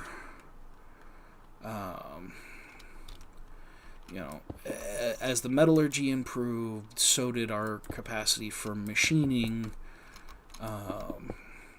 and because of that, we definitely started seeing a lot more. Oh, okay, well, what we can do here is we can rifle all of these things, and that's going to end up causing us a lot of benefits for manufacturing these weapons. This is another section that's going to have to get pulled. Okay. That's alright. I don't have a precise... I want to create something that approximates around here. I'm not so worried about exactly how it looks. But like I said, because we have... There is the... I hate to call it a myth, because I know American tactics...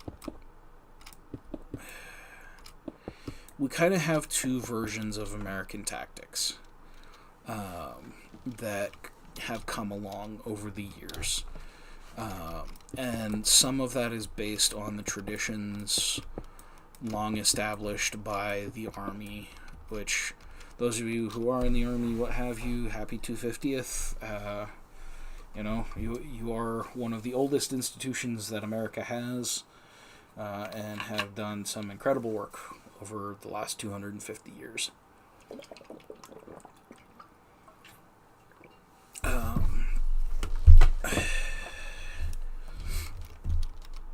But one of the things I think that has crept into the American psyche because of, the way we had until many of the revisionists got involved in the telling of the American story.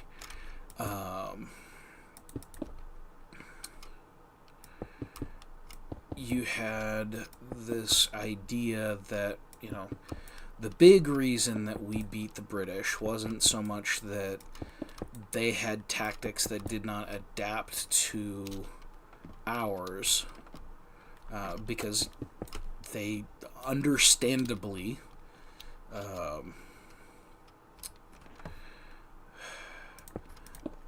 they built an army that was absolutely conditioned for the fields and battlefields of Europe, which makes sense because the vast majority of the enemies that they faced were European enemies, where that kind of fighting was not how things proceeded in the New World. And the generals that came over here to maintain colonial control for the British did not adapt quickly enough to the fact that, for one, here in America, there just really aren't that many places that you can, especially back then, where these battles were taking place. Like, there just wasn't a good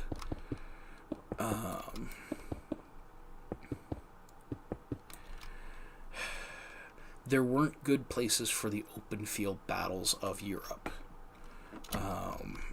We had too much wilderness, too many things to break up eye lines, sight lines, what have you. And even with the capacity that the British artillery gave them for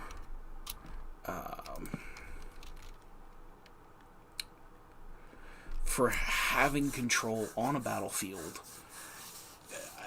I think you lost a lot of the American wilderness was as much a factor in much the same way that Russians will talk about, you don't want to fight in Russia in the winter because Russian winters are brutal. And we've had numerous examples of just exactly how true that can be.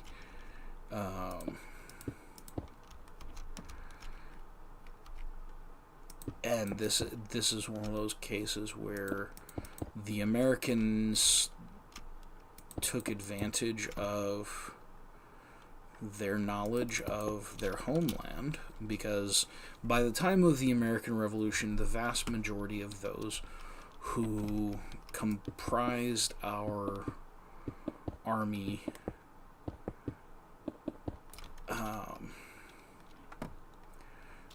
were folks who had been born and raised in the colonies.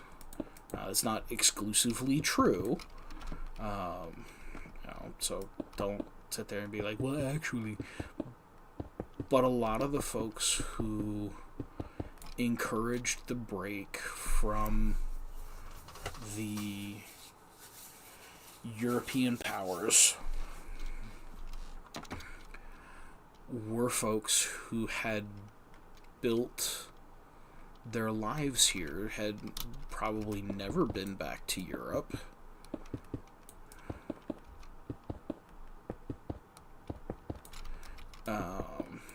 Had never seen the old countries.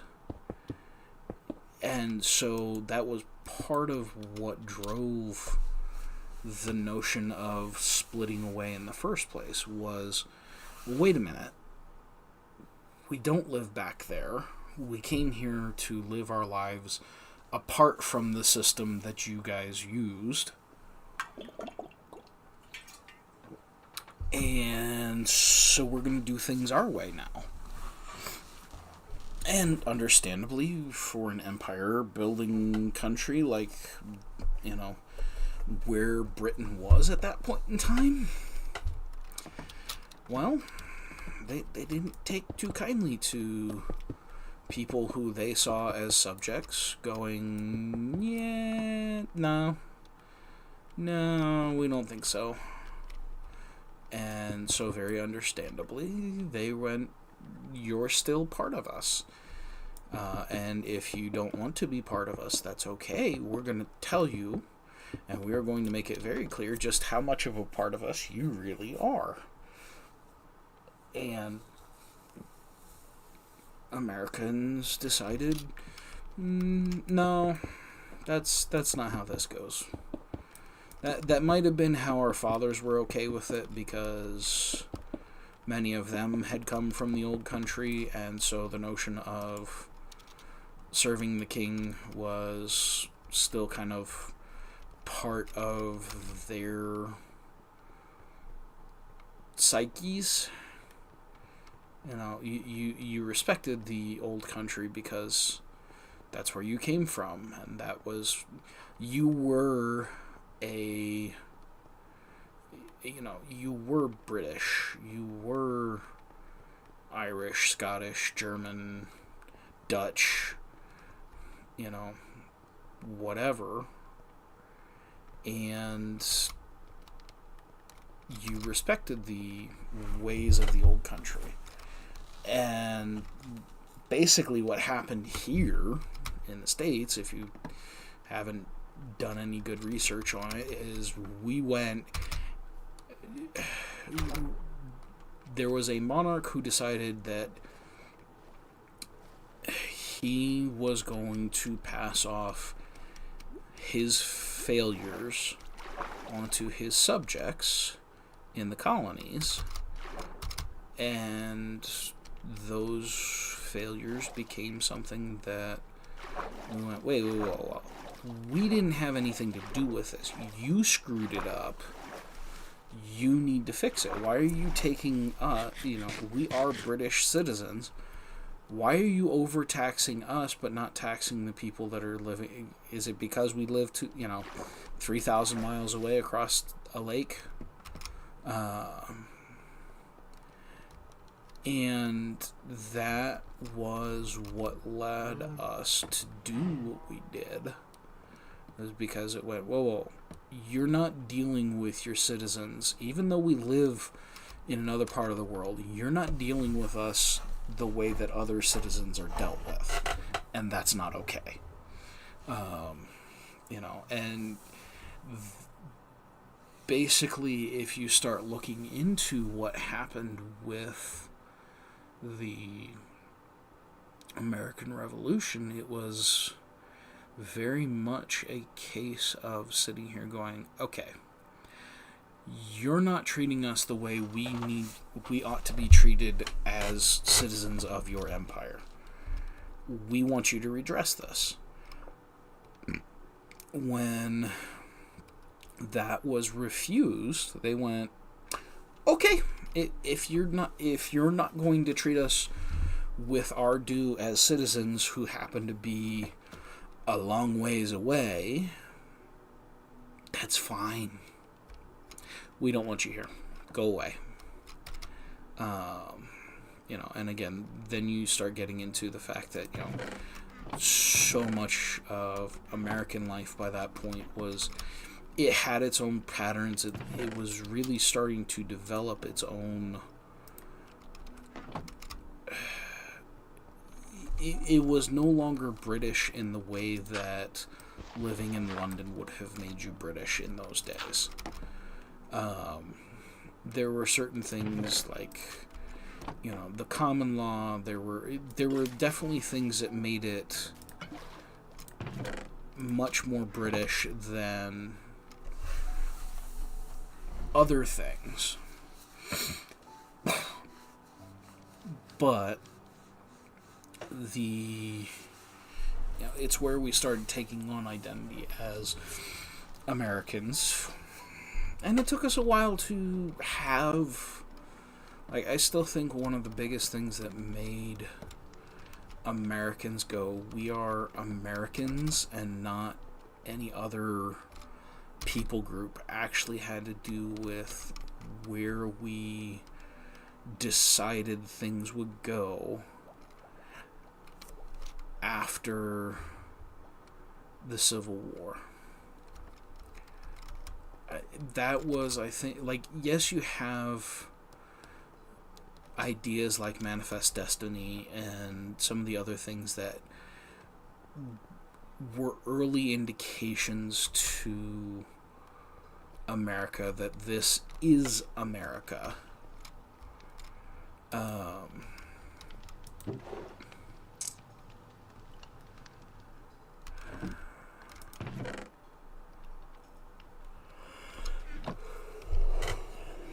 Excuse me.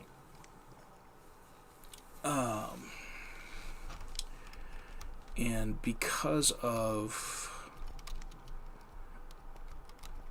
once we started getting that notion of, look, America is this big country. We have a lot of things that go wrong. We have, turns out a society full of human beings turns into something that is a very strange beast after a relatively short time, because people have their own ideas of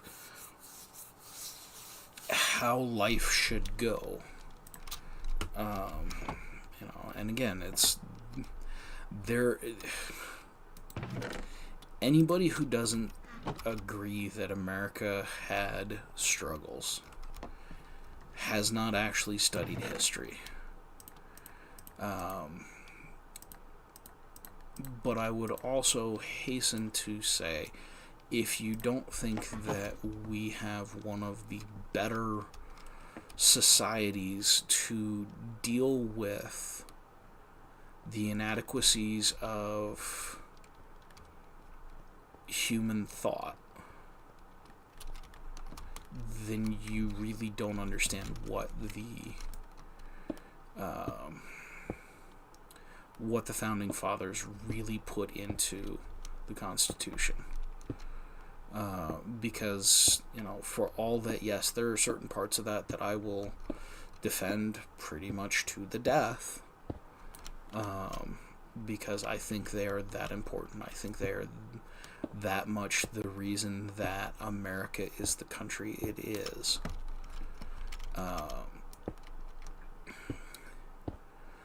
The overall reality of our country is we put in place a government that it could adapt to the failings that humanity brought into our system of government.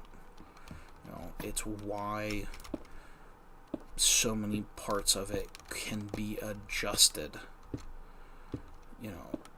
But again, the idea of those adjustments is to find ways that more people can have a stake in what we do, but they also have the responsibilities of making sure that those end states, end goals, what have you, they're responsible for ensuring that those continue. It's the notion of civic duty. And in America, your civic duty is to make sure that we continue to have a country where everybody has the best chance to live the life they want to have, free of interference by other people. So that is the basis of the American political ideal, is that you can live here, and you can live here in a way that, so long as you are not breaking laws or infringing on somebody else, you are free to pursue what you want to pursue. There aren't government mandates for how many people have to go into trades. There aren't government mandates on who can be an entrepreneur. There aren't government mandates on how you go to church, or whatever religious observances you choose to do. You decide those things. Like that is what America is you decide how your life plays out. You decide what is important in your life. And if you so again, as long as what you're doing does not interfere with, is neither illegal nor interferes with somebody else's right to do the same thing, then guess what? You are not bound by the circumstances you were born into. You're not bound by, you do not have to stay in poverty if that's where you, if your parents were unfortunately unable to bring you into the world with a silver spoon in your mouth. That's okay.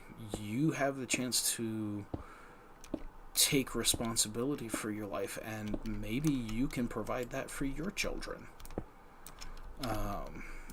Now obviously, the more resources you start with, the easier it is to continue, the easier it is to acquire more resources. But one of the biggest things that I look to and go, okay, for all of the flaws in the system, most millionaires are first generation wealthy, which means they were not handed an inheritance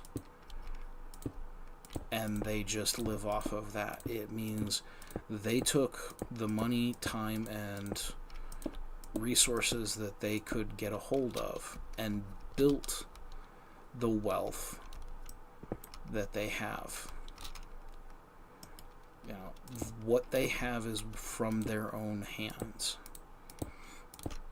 You know, now again, that could be a matter of, hey, they were just good at investing, and those investments turned out very, very well. It could be, hey, they did something entrepreneurial, and because of it had, because they managed to have great success with how they did it, now they have lots of money from it. There's many ways that one can become a millionaire in this country, and the beautiful thing is, it's not scripted. You don't have to. The biggest thing that you have to do is the same thing you'd have to do anyway, and that is, you have to know enough about how wealth is created to know if you spend more than you earn, you will not become rich.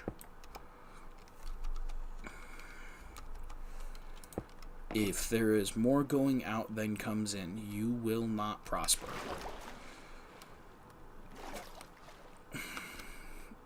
And that's not some kind of moral statement. That's not some kind of, admonition or anything like this. That is literally just going, this is basic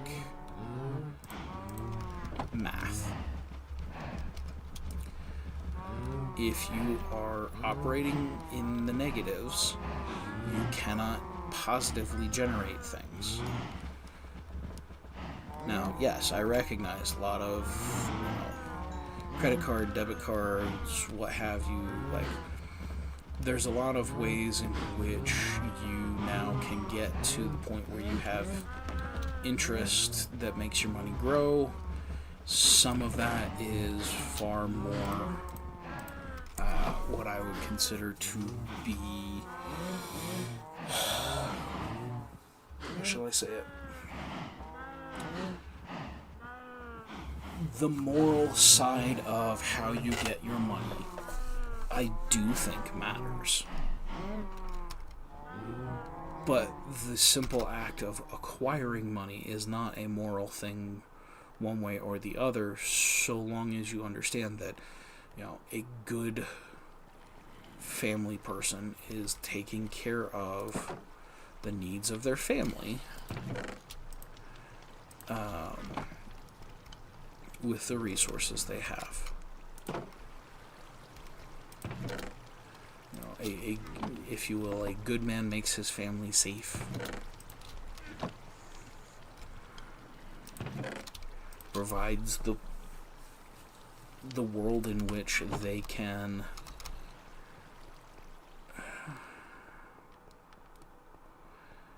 a good man provides the security his family needs to be able to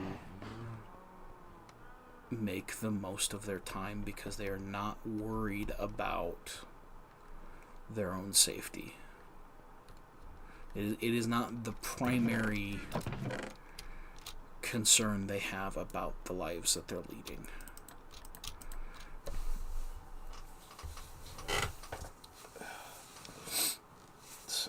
Okay, I've been at this for some time. I feel like I'm spinning in circles for all that. I feel like I'm having good conversation, getting out thoughts that are in my head that have just needed to get out. But yeah, we finally mapped the Star Destroyer from back to front and all along its angled sides. We've added, I'm curious to see. Yep. Boom. Does this have more on it? It does. Yay. That's good to know.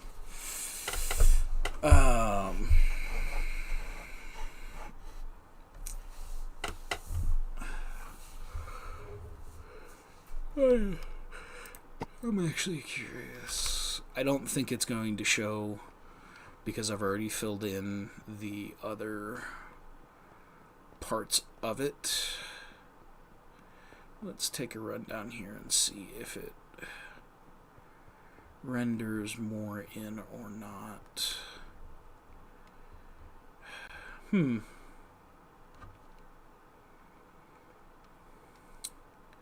more interesting differences.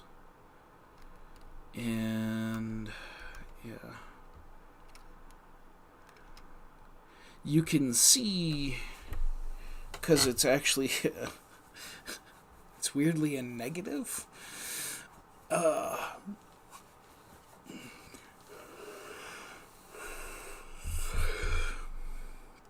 But yeah, you can see the negatives of where I put the lines across, which is a very interesting way of doing that. So, okay. But yeah, so we got the ribs in on that side, on the top of the back now.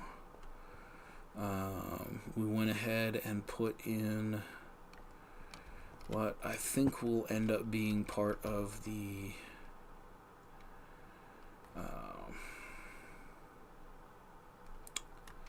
spaceport. I think I like that line.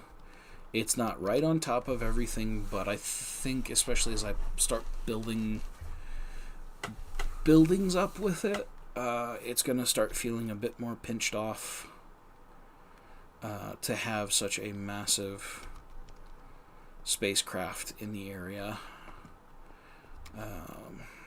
And then it'll let me build up the heat shields and some of the other things that I want to have as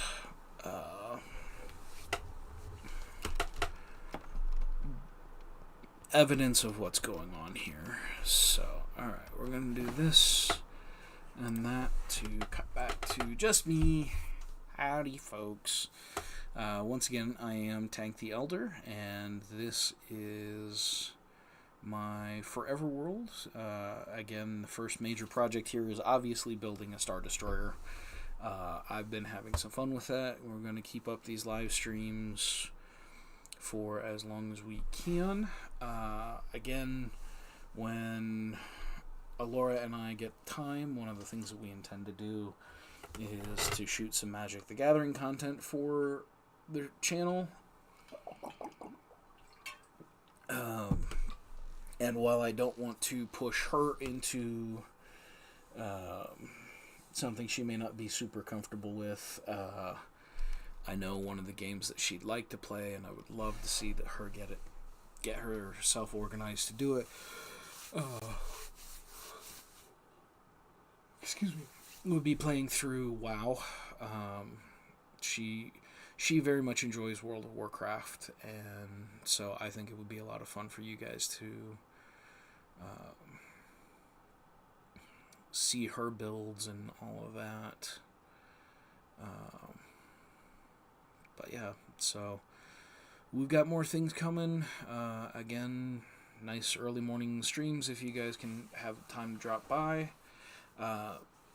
Please, please, please like and subscribe so that things start algorithming for us as best as possible, because, you know, these are things that help us to reach a point where perhaps we can monetize, and if we can monetize, then we can start investing in doing more